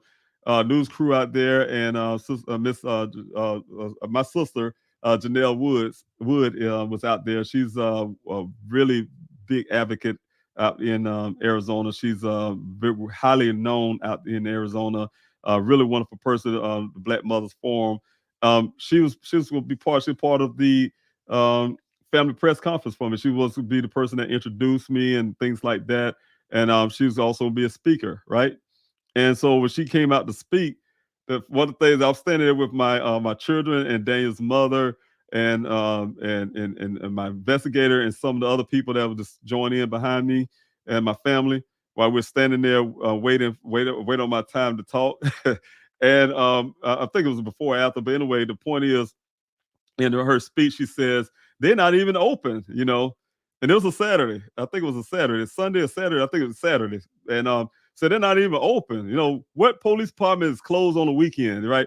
And when she said that, I looked behind my back and I'm like, I'd be damned, they are closed. So it felt crazy to me. The whole entire time I didn't realize Buckeye was actually closed. I thought we was actually doing something in front of their building.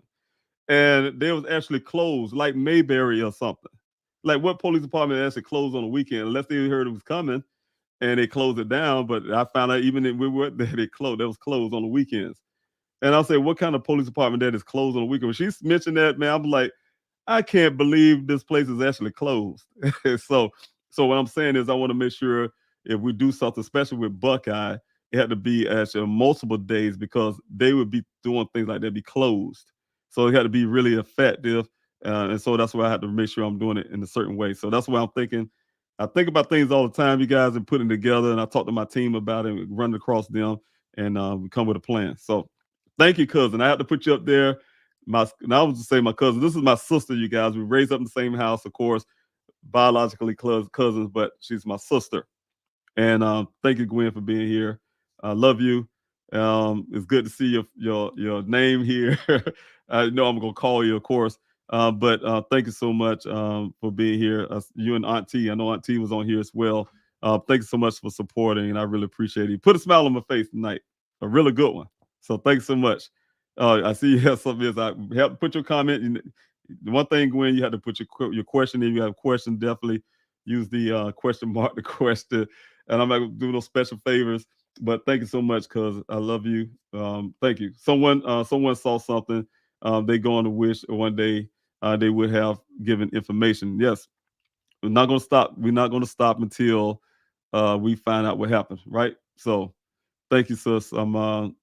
I love you, and I'll talk to you soon. Thank you so much, everybody. Have a question here also from Kelly again. Thanks so much, Kelly.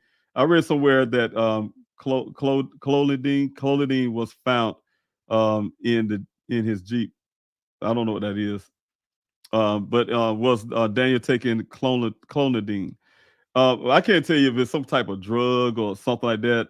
You know what? It's a lot of misinformation out there. There's not 1 ounce or anything drug related found in my son's vehicle. So people would try to. I even heard some people on Reddit and things saying, that, "Oh, he was a dope head and all kind of stuff." People, there's always people out there that want to have negative things out there to you know, like how I felt how Buckeye did when they wanted to bring the girl situation up, and they highlighted that one little area that they report to give Daniel off like he's some type of stalker or make him like a victim of his own um, what happened to him, right? And so there's always things out there like there are people out there that would make up stuff without evidence and say, oh, we have evidence and proof. I tell you like this, Kelly. My daughter was crying to me one day. One of my twins came to me crying, literally upset when Daniel first went missing because we had this guy on YouTube. This guy on YouTube have a whole YouTube. I mean, he had I want to say almost 1 million subscribers, but he had this big thing about me, David Robinson, a veteran, the father of Daniel Robinson, came out to Arizona. He had something about me, and this is what the things he was saying. He had my daughter crying about it. He even had paperwork to back it up. He says, um, "This is a conspiracy. Daniel's not real. David Robinson works for the government." I mean, it was going on and on. And I say it like this: if I was one of those conspiracy-minded people, I would have believed it. He had his stuff together, right? But it wasn't based on facts. It was based on a bunch of papers he holding in his hand, probably some blank papers or something. I don't know. And then he even paused in his videos, and I was watching the stuff, and he paused the video and said, "Watch how his head moved to the left." He was giving a signal to somebody or something. I don't know, some kind of thing. So I'm saying it's crazy. It's crazy out there. It's crazy people out there, and they do things on the expense of others' pains and things like that. So things like that. I hear these crazy things about some drugs. I'm assuming that's what you're saying. Some type of drugs. No, usually used for high blood pressure, which you don't have, but used for label of ADHD, which you don't have, bipolar, which you don't have, as well as a few other diagnoses, which he does not have. If it was found in his Jeep, has anyone spoke to the prescriber? It wasn't found. Nothing was found in his Jeep. Maybe they have information about in his state of mind around the time he went missing. They would not because he didn't have none of those. So, but thanks so much. Wherever they get it from, please, Kelly, don't believe those type of things because those things are falsehoods. All right. There was nothing found in my son's vehicle, not even a roach from marijuana. You know, Daniel is a recreational smoker. He do smoke marijuana. But one thing about it, he would not be doing that on his job. He would not be carrying around in his vehicle. He is a very responsible young man. When he is on his job, it's almost like a person. Who many people don't get off from work and go to happy hour and have a drink? That's a drug. Alcohol is a drug as well. So some people go out there and have a drink on happy hour and to relax their mind. My son chose to use marijuana to relax his mind when he get off from work or something like that. I don't know how he uses, but I know he uses it at home.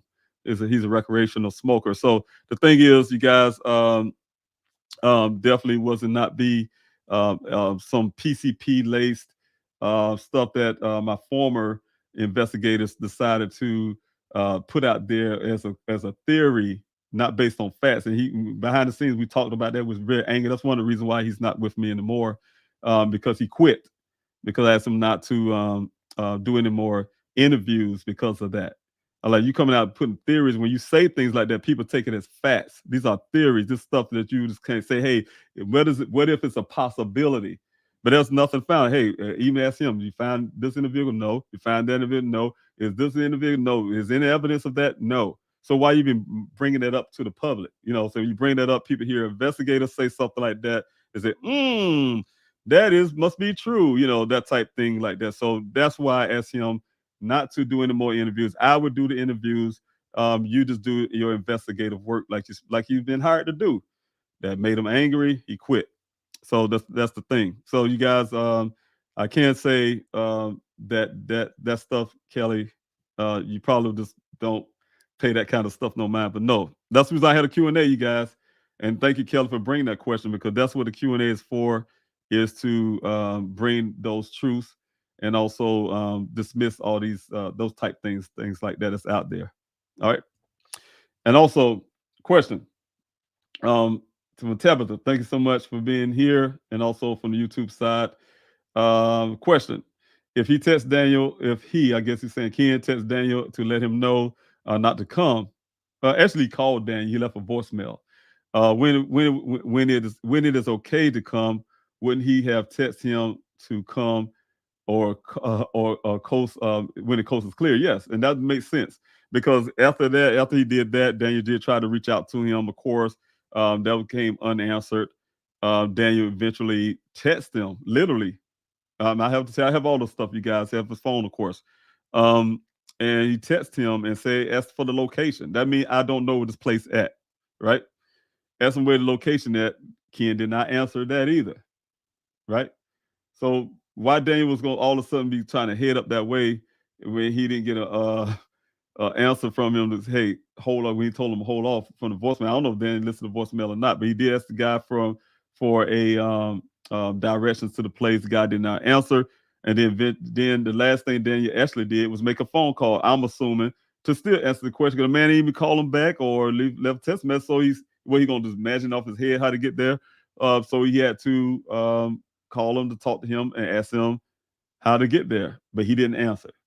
Ken did not answer. So the thing is, I'm saying, you guys, it's a lot to that story that doesn't make sense. But anyway, when it was okay for him to come when the coast is clear, I don't know what y'all I don't know about y'all, but that's how most people communicate. Yes, and also at the same time, if they didn't know each other, like I said earlier on the first Q&A, it's this tone of voice. Hey, Daniel, this is blah blah. This is Ken, blah blah blah at the website. And then he started saying, almost like he knew Daniel already. Those type things. The way the way he reflected his voice. All right, cuz you got me putting this your stuff up there without your questions. I just saw your name and I clicked on it. You can't go missing without a trace in plain daylight. This whole thing was a setup. Why would they send Daniel to this particular well site? The job needs to be researched thoroughly. Well, that's his job. I can't say that Daniel's job is to go to these well sites, but I can't say the particular.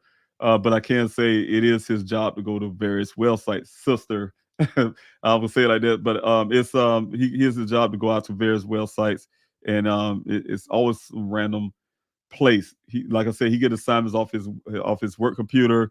He don't know what his next assignment is until they give it to him. So that's how that works. So I think him going to this website, if it was legit, it's not unusual. An unusual situation. I'll put it that way. All right. Thanks so much, Kelly. I love you. You have a lot of questions. I love them. Thanks so much. I've been asking for questions, you guys. That's what Q&A is for. And so, Kelly, you helped me out tonight. Thank you so much. I really appreciate that, because I really want to make sure I get you guys questions in. I do a lot of talking. I like to get the questions in.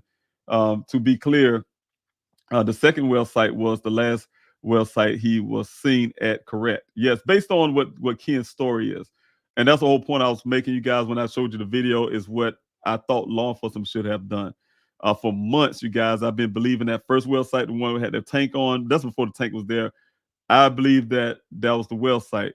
But once I started investigating, really digging into Ken's story, you listen to what he said, his wordings, what he said, the details of what he said. 1 mile west, 2 miles north. When you do it by the odometer and you mark those miles, the 2 mile mark is the second well site, not the first well site. So that's when I concluded that there was that well site. Now in that video, I didn't know all that stuff was in that well site. The videos you guys see me saying going to the site, I didn't know all that stuff was in the well site. But once I realized that this is the second well site is where he was missing, of course, I wanted to check both of those wells. So I did. You guys, I have footage of both wells. I had the first well where the orange tank is. I had that one searched first. That's before they brought that orange tank out there. Had that well looked into. And then I also had the one that ended up, the second one that he was actually located at, and that's where you see all that stuff in there. So yes, so I did have both of those wells inspected and searched. All right, and let's see here. Thank you, Larnell. Thanks so much for being here. I threw you out there too. Really appreciate you here as well this evening. Thanks so much for coming out. Also, let's see who else I have here. If you guys have any more questions, please, by all means. Yeah, if you have any questions, by all means, please put the word question there before your question marks. There you go, Tabitha. Thanks so much. Have a question here from Tabitha. Thanks so much. Question. Were you able to get anywhere with lidar testing? Lidar test, that sounds familiar. I don't want to say yes or no because it sounds familiar. For some reason it's escaping me, but I can't answer that. So I don't want to say no or yes because I don't know what type of testing that is. I want to be clear what I'm thinking, because I heard it before, and I don't know if it's something that I was looking into or somebody was looking into or somebody told me about, but I heard of that before, but not sure. But I'll say no for now. No, I didn't get anything or able to get anywhere with that at all. So can you elaborate on and explain that to me? It probably helped me out with that one. The question here I have for Esans so much. Thanks so much for being here, Esans, again. The question is on the logo on the logs Daniel took a photo of. Did it say how deep any of the wells were? Might help to figure out how much deeper this wells goes. You know what? I can't even read that stuff. It's their language, in the sense science language or whatever they use, and that's something I really had this guy from New York to try to get ready to look at it, but he seems it was something really shady that matched with me, and at that point I have never looked for anybody else to read it just yet. I was looking for a geologist, somebody who I feel I can trust and actually tell me the truth about what's on them logs, so, and what the logs is all about, the picture. So I want to go to Matrix New World, but at the same time, that's where Daniel works. So that's almost defeating the whole purpose of me trying to investigate things. So, all right. Kelly, thank you again for being here. Have you been able to search this well again after Buckeye said they went back to investigate? No, not yet. Not yet. I'm really hoping to, and that's why I'm asking you guys, please, going forward, you're going to hear me talk a whole lot about Buckeye holding my son's case hostage. That's my wording, because they are holding his case hostage right now. And you guys go see if you say you want to help me going forward. The language that we're going to be talking about, when I say we as a community, is we're talking about getting Daniel's case removed from the Buckeye Police Department, period. I don't want them to have their hands on and say, oh, we're not assisting, that like outside law enforcement like to say. They're not going, I don't want them assisting Buckeye. I want the case away from Buckeye. And to particular, for me, would be the Maricopa County Sheriff's Office or the FBI. Those are the two main places I would like to see Daniel's case being handled, period. Not with Buckeye assisting or assisting or all this kind of stuff. Buckeye has been the biggest problems in my son's case. They're the reason why my son is missing right now for almost 2 years now. Is because of their slow action at the beginning and all the damages that's there. That's probably is going to be come back in the haunt my son's case in the future if something was to turn out, God forbid, somebody did something, because we had to go to court or something like that. They damaged it so bad, and I don't need that department damaging my son's case even farther. So yes, I'm fighting right now to get that removed from that place and get it to the right place it belongs. My son went missing in Maricopa County, and I want Maricopa County to stand up and use their jurisdictional responsibilities. Sheriff Zone is an elected official, you guys, and he have a responsibility to that. And I want to make sure that all the stuff is happening. All right, Medicine, thanks so much for your question. I just wanted to clarify: Are you confirming the search second well has been completely searched? It's been completely searched by me, but I don't know about Buckeye. I wonder if when they put that camera down, they're actually looking for details, or they use that camera just to see what's in there so they could pull it out. But did they write down and investigate like I'm doing, like I have? I don't know. I can't speak for them, but I know I investigated it and I went down to rock bottom. Well, when I say rock bottom, far as that, the camera guy that I just show you on the video here, he even tried to dig into the well once once he got there, he dig into it. He was trying to get around this disc that you guys see right here on the screen, and he was like digging the camera, trying to drop the camera to see how if the dirt goes allowed to go farther into the dirt. Because one thing he said, that dirt is supposed to be there. He's an inspector, and that dirt is supposed to be there, and he's thinking the well goes a lot farther down than where is that. But because of the dirt, so much dirt that was dumped down in there, it stops there. Because if you look at the orient of the pole that's sitting at the fence pole, is dig down in the dirt. You know what I'm saying? So that type of deal. So what he did, like I said, he tried to drop the camera down in there to see if he can kind of dig around in there to get say farther under that disc thing, that dome material. So that's what he ended up doing. So that's what I'm saying, you guys. Excuse me. So hopefully Buckeye did the same thing and videotaped that stuff like I did. Question: have you attempted to overlay the current topo map with the past location of mines, caves, and wells? We say past location of the mines, caves, and wells. I don't know if you're saying the ones that we know about or some new and off the because there are maps out there they have with all these different locations of prospect mines and from mines that have been marked. That's a lot of Arizona has so many mines out there that have been marked on the map. From the gold rush days and all that kind of stuff. But I'm not sure what map you're speaking of to overlay with the past maps. I'm not sure which map you're saying, or the cave systems and things like that. But that's the kind of stuff you get from BLM, Bureau of Land Management. They have those type deals. We were in contact with them at first before they're no longer really talking as much.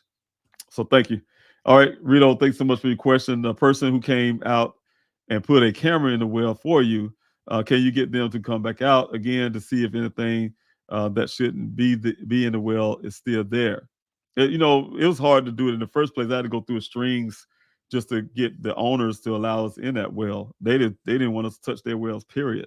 The well inspection was very inviting to them, so that was one of the great ways we was able to do that. But yeah, that company had to have permission as well. That's not my well. They would have to have permission as well. So it depends on the owners allowing that to happen. Again, one person that can do it without, whether the owners want it or not, is law enforcement, on an investigation. And that's what I'm pushing for. So the right investigation, not Buckeye, the right investigation to look into things like that, to double check to see. Sometimes people have to police the police, you know what I'm saying? And if the department ain't willing to do the right stuff, they just as worse as Buckeye to me, in my opinion. Also, protests now. Yeah, you know what? And yes, it's coming. Trust me, it's coming. Like I said, I'm really, really being very thoughtful the way I'm going to do it. And I want to be, like I say, effective. Thank you, Madison. So, question is also anything new with Caitlin? Not that I know of. Everything you guys read in that report is all I know mainly, except some little details that I know based on Daniel's things, and also details that Daniel told me himself before he went missing about the young lady. But outside of that, no, nothing new. People ask me to have I ever talked to her. No, I have. My investigators say you have. Oh, she got a great family and all this stuff and this and that. But I haven't talked to the young lady at all. I purposely don't even engage with her. Period. But no, I don't know anything else new. That's nothing new on that front. Also, Terry, thanks so much for your question. Was any DNA found on Daniel's airbags? I hope something there. I still have those things in my custody. Buckeye have never tested those things. No law enforcement agency yet has tested those things. You guys, that's the reason why I'm fussing so much with law enforcement, you guys, and don't stop. Because, why should a father and a family have things? What if I would have got rid of the vehicle like the Buckeye Police Department when they threatened me? Hey, you need to get out here, get it towed, and blah, blah, blah. And I would have called Daniel's, what I did call his creditors, but for a different reason. I'll call them and say, hey, can y'all take this vehicle and do whatever, right? There'd have been evidence gone away, right? But thank God, I've been smart enough to talk to his creditors and tell them, hey, and I told them, I ain't say it was under police investigation. I said it's under my investigation, and I need to keep this vehicle where it's at, because of course they're gonna be looking for that vehicle. I need to keep where the people tell me, no, take your time, and they just I think they just wrote the vehicle off. To make a long story, I'm assuming, but they just very easy with it and allowed me to keep that vehicle for an investigation, my investigation, because Buckeye gave it over to me. They gave it to you, gave me Daniel's things for safekeeping, and his the clothing that was on the scene that we don't recognize for safekeeping. They gave it to us like it belongs to Daniel or something. Ain't no proof that was belonged to Daniel. We don't recognize it, but they gave it to us. So all that stuff is DNA evidence that's just sitting that Buckeye or no law enforcement seem like willing to do the right thing with. So you guys know I pushed Tempe to do the forensics, and I don't know if that's a really full forensics, but they did the forensics on the electronics. So they say they did those, and I accept those findings on what they found so far. And they did find some things there that I definitely can't really put out yet. I'm waiting on the full report of that. But the point is, I'm saying, you guys, is that there's some things found that give us information on the electronic side. So I really thank Tempe Police Department for what they did on that part, is stepping up and doing the forensics on the electronics. But they're still lacking the forensics on everything else. Again, y'all reading the report, they ain't gonna say, well, Mr. Robinson requested us to do the fingerprinting on that thing, but that's exactly what happened, you guys. A few days after that vehicle showed up, they'll try to paint. That's what I'm saying. This changing the documents, you guys, the report, it kind of make it wording like they did some forensics on scene, but you telling us in person you haven't done the forensics on the scene, but you'll try to make it appear like you did somehow, and and you saying you didn't. But if you did, then why you doing it again? Then why you doing something you did at the scene, and then you gonna do fingerprinting again because I asked you to do it? It wouldn't make sense. So that's because you haven't done it the first time, and I was fussing about it, and I asked them to do it, and they hold that vehicle for a few more days to do the fingerprinting. And the only thing they did is, like they say on their report, swab the steering wheel and swab the shifter. There's DNA on the airbags that check. They need to check the seat belts on both sides of the vehicle, check for hair fiber, all this kind of stuff. Where the red transfer paint came from, all that kind of stuff, you guys. I don't do half jobs like they did the half job on that well. Just touch the surface of water, pull back out. I don't do half jobs. They do have jobs. That's why people remain missing. That's why when they say it's cold case, because you're not looking for nothing. You're not looking for evidence. You're not looking for the truth. You're looking for this. You're looking for to say, I did this. I did some fingerprinting. But how did you do the finger? What did you fingerprint? What you was taking fingerprints from? Just a shifter and a steering wheel? What about the windows? What about I'm just saying, I'm just saying, you guys, if I was in charge of a detective or something like that, like the detective sergeant that got Hanneman, whatever his name is, they ought to be ashamed of themselves. Supposed to be professionals taking taxpayers' money and doing half jobs. That's ridiculous to me. All right. Let's see. I think I'm coming. 2-hour mark, you guys. 2-hour mark, you guys. I'm thinking about my team right now. You are 45 minutes into the Q&A. Let's get a few questions now. That's from my team, you guys, on our little personal chat. All right. And that was earlier when she wrote that, trying to tell me I was 45 minutes. I heard you get these questions. But anyway, Sophia, I'm gonna call you out. All right. Do you know what type of equipment? Thank you, Dr. Barry, for being here. Do you know what type of equipment Ken was operating on a job site? He was a drill operator. Is that correct? Yes. They want to build those well sites. They want to put a well site in.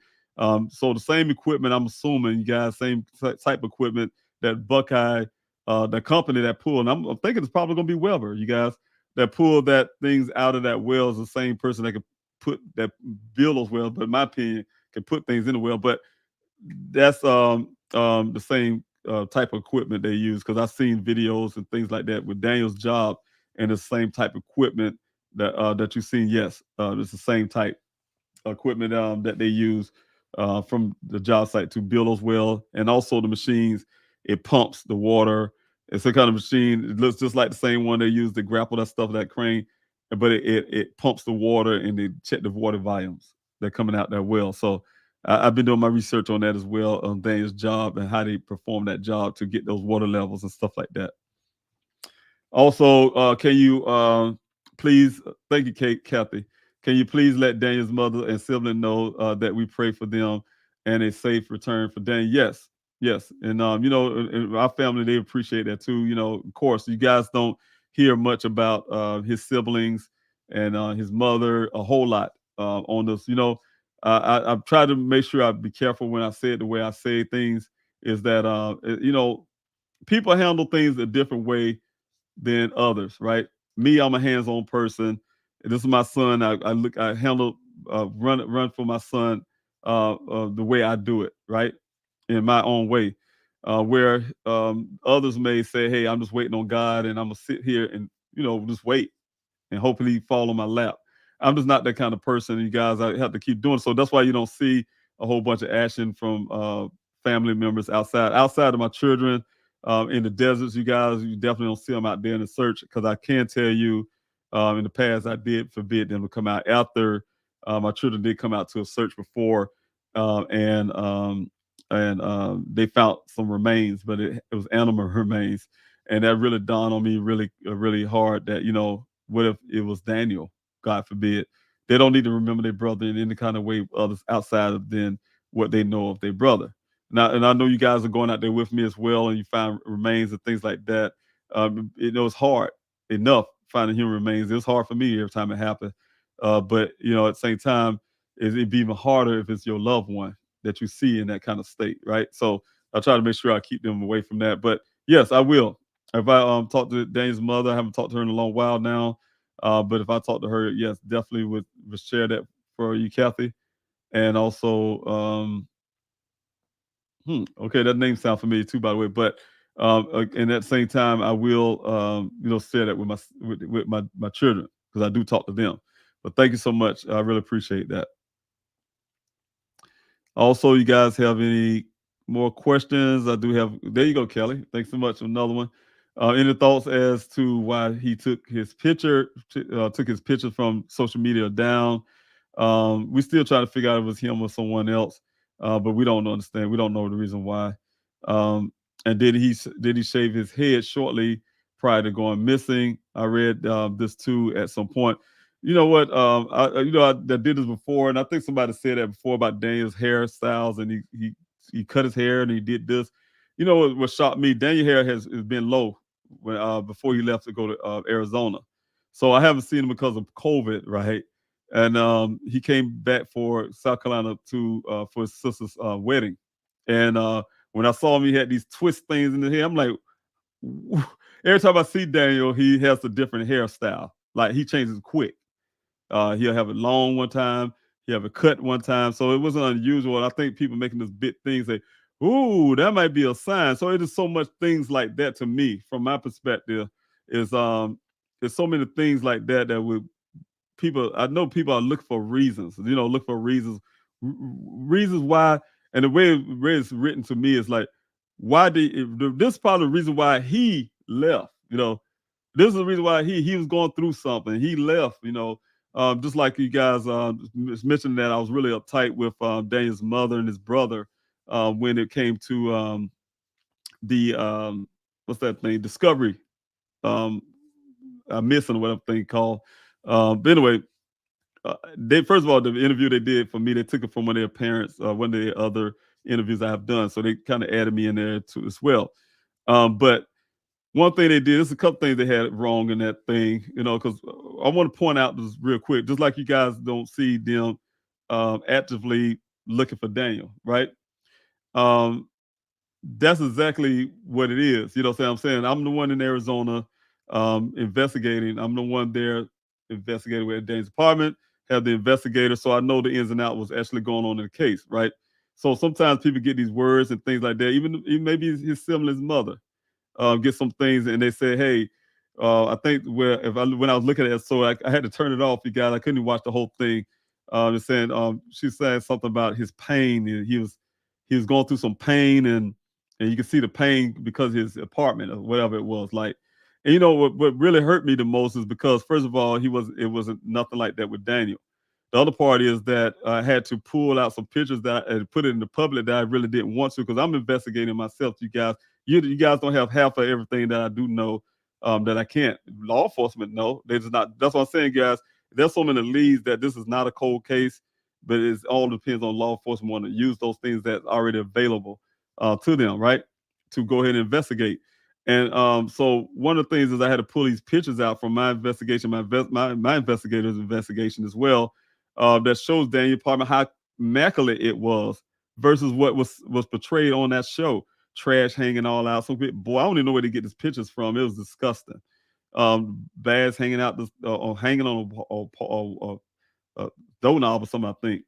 And I had to show these pictures on this Q&A to show you how clean his apartment was. The only messy part of his apartment was his room, and that was for a reason. Under my investigator, he figured this was way before Tippy did the forensics on electronics that backed what my investigator said. I thought it was a messy room, and I felt embarrassed from as a parent standpoint. Said he needed to clean his room up, but no, he showed me through the pictures that somebody was looking for something. We couldn't say it was Daniel, wasn't Daniel, whatever. We don't know who at the time. So somebody was looking at it, we see no forced entry, that type deal. Somebody was looking for something though. But what tied that in is when we got the forensics done or the electronics in 2022 that said somebody was looking for something on his computer too. When nobody had access to his apartment, we didn't have access to his apartment. Somebody was in his apartment on his computer looking for something after Daniel went missing. So you put all that together, somebody was there. I don't know, somebody had a key Daniel gave to a key to, or whatever happened, or whatever case would be, but somebody was there, right? But what I'm saying is that the apartment was clean. So I hear some of these things, and I kind of hear in between lines, Kelly, some of the questions that you have is that some of those narratives that's out there don't fit what actually really happened. Because we as a family we're trying to, and we have access to Daniel's social media stuff. And we're trying to figure out his Facebook was untouched, but that Instagram was the only thing that was touched was the one that was related with the young lady was touched. The pages, all the pictures taken off and things like that. And we're trying to figure out is discrepancy, was it before he went missing or after? And we can't really come to that total conclusion on that. So we kind of went one way out of the other. But when it comes to the other, him getting his hair, shaving his head, that is Daniel. He'll change his hairstyle in a minute. So I won't be saying, oh, I cut my hair because I'm about to join a monastery and become a monk or something. Or I cut my hair. Daniel cut his hair and he'll grow it again. That is him. He's probably doing it for time for whatever his reasons are. I shave my head. Of course, I have to. I have a hole in the center of my natural, but but Daniel definitely he'll grow his hair, and he would definitely shave it too. So he changes his styles. All right, I'm gonna say this real quick. I had to put this up. I love you too. I love you too, Gwen. Love you too, my brother, for life. Thanks so much. All right. Also, Kelly, thanks so much. Again, was the SIM card removed from Daniel's phone? Not the SIM card. People hear me say something about the memory card. The memory card is missing. The SIM card is still there. The phone is still active. It still works and all that stuff. That's why we able to now still keep up with Daniel's stuff. But the memory card, yes, was missing. The one I purchased for him a few months before he went missing. Excuse me, before he went missing. All right, Barbara, thanks so much for your question. And let's see what else I got here.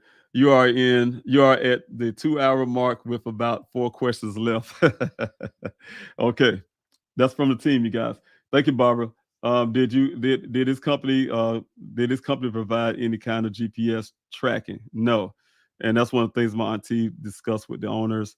Hopefully they change their policies and things like that to keep their geologists safe when out there. That what happened to my son should not happen to another employee of Matrix New World and Matrix Southwest Groundwater. So she was really digging in on them on that through a phone call. Things like that. So anyway, with so much cover up and corruption, who to trust with reporting information in this case? And it's hard. And that's the reason why my investigator and I, when we got those information of foul play of the vehicle being staged, it took us a couple of days, you guys, to trust Buckeye with it.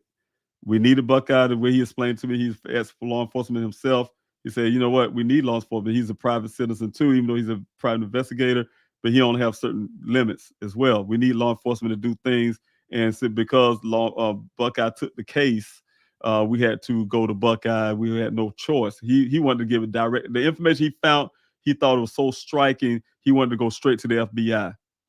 But he was unable to go straight to the FBI because we needed to, because of Buckeye, is again, hold my son case hostage, is he's there to block, there the roadblock between the information that we have, physical, tangible, hard evidence between the FBI and us, is the Buckeye. I put out any death threats. The FBI took my report, and they waited on Buckeye to invite them in to see who was giving me death threats, and they haven't even done that. But then Chief Hall played dumb almost a year later, like, I didn't know. Man, you knew. You're the chief. You're supposed to know. If you don't know, that let you know he's not even doing his job as the chief of police. So the thing is, especially we was one-on-one talking back then in them days. So the thing is, I'm saying there's a lot of stuff with that department. But anyway, question is, I need to get off real quick. Can you go back and talk to Ken? Most likely no. I won't be able to do it. I'm sure he don't want to talk to me after all this in the press as well. But no, he definitely want to talk to me. Tabitha, question. LiDAR is common drilling. Oil and gas is measured the time for the reflective light to recover and to the receiver. No, I don't know anything about that one. And I think you probably one that brought it up to me in the past, and that's why I heard about it before. And I think it has something to do with vehicles and stuff like that too at the same time. And I think it was with how the vehicle lights automatic come on. It was something I can't remember exactly, but it was something. But I did remember seeing that word, and was like, man, I think the team and I we kind of tried to look into it. I think somebody it could have been you mentioned it on the prior Q&A, and I think that's what happened. All right. Did anyone scrape off or take samples of the tip of the camera for DNA sampling later? No, that's not something that came to mind. So no, not at all. Also another question. Thank you, Kathy. Did anyone take any samples of the tip? Okay. Thanks so much for the question. I really appreciate that. And see, I think that's it, you guys. I have Kelly here. Thanks so much. Was the red was red paint transferred confirmed, or was it thought to be red dirt? It's actually paint. If red paint transferred, what color was Ken's truck? Ken's truck that I seen that day when I met him was white, but it was definitely red transfer paint. But his vehicle was white. The other guy's vehicle was white as well. In the pickup, you guys, that the strange guy that was asking me all the questions before Ken came up there, and the guy that pulled up, so I wouldn't hear what they're talking about on the phone before Ken decided to come to the gate. Fast and prayer for Dan, you guys, that's coming up. Thanks for putting that up there, and I really thank you guys for coming into the Q&A this night. That was the last question. I really appreciate you guys. Thank you, Mr. Robinson. I always learn something new about Dan's case, and that's the whole purpose of this whole Q&A, you guys, for you to ask questions so I can answer those. And the answers that I do have, I will give it to you. The ones I don't, I'll tell you I don't know the answer to. But definitely want to make sure that you guys are getting those those answers and stuff. And I want to clear up things like what I heard earlier, some of those things that out there, especially with drugs and things like that. My job is also, and that's why you heard me say I disagree with Daniel's mother and his brother on those things, because my job as well is to fight for Daniel's integrity, the person that he's a brilliant scientist. My son worked hard for what he have. He worked hard to be a geologist. He earned his rights as a geologist with his grades, graduated with honors, etc. Right? He earned his way. young black man, proud to be a black man, doing great things in life. Contributing to society, don't have so much as a speeding ticket. You guys, of course, yeah, he's a young man in a city, state that's the recreation marijuana is legal. He smoked marijuana socially, and also the fact that he has a great paying job, work for an engineering company. Very proud of the young man. Have dreams and aspirations to do things great, be an entrepreneur and to be a millionaire before he turns 30 years old. A people person, a person that loves his family. He makes extra trips to see his grandparents, for instance. So the thing is, I will not allow anybody to diminish the great person that Daniel is, right? So it's my job, my duty as his father to do that as well. Protect my family, spiritually, naturally, emotionally, etc. Right? And that's my job as a father, and that's what I'm doing, even when my son is not here to speak for himself. So, of course, I'm going to take up for him. And some people say you're biased. Yes, I'm supposed to be biased. What a father's supposed to do. But at the same time, I'm going to tell you the truth about my son. So, thank you guys. I really appreciate it. God bless you guys, and I'll see you on the next Q&A. Talk to you later.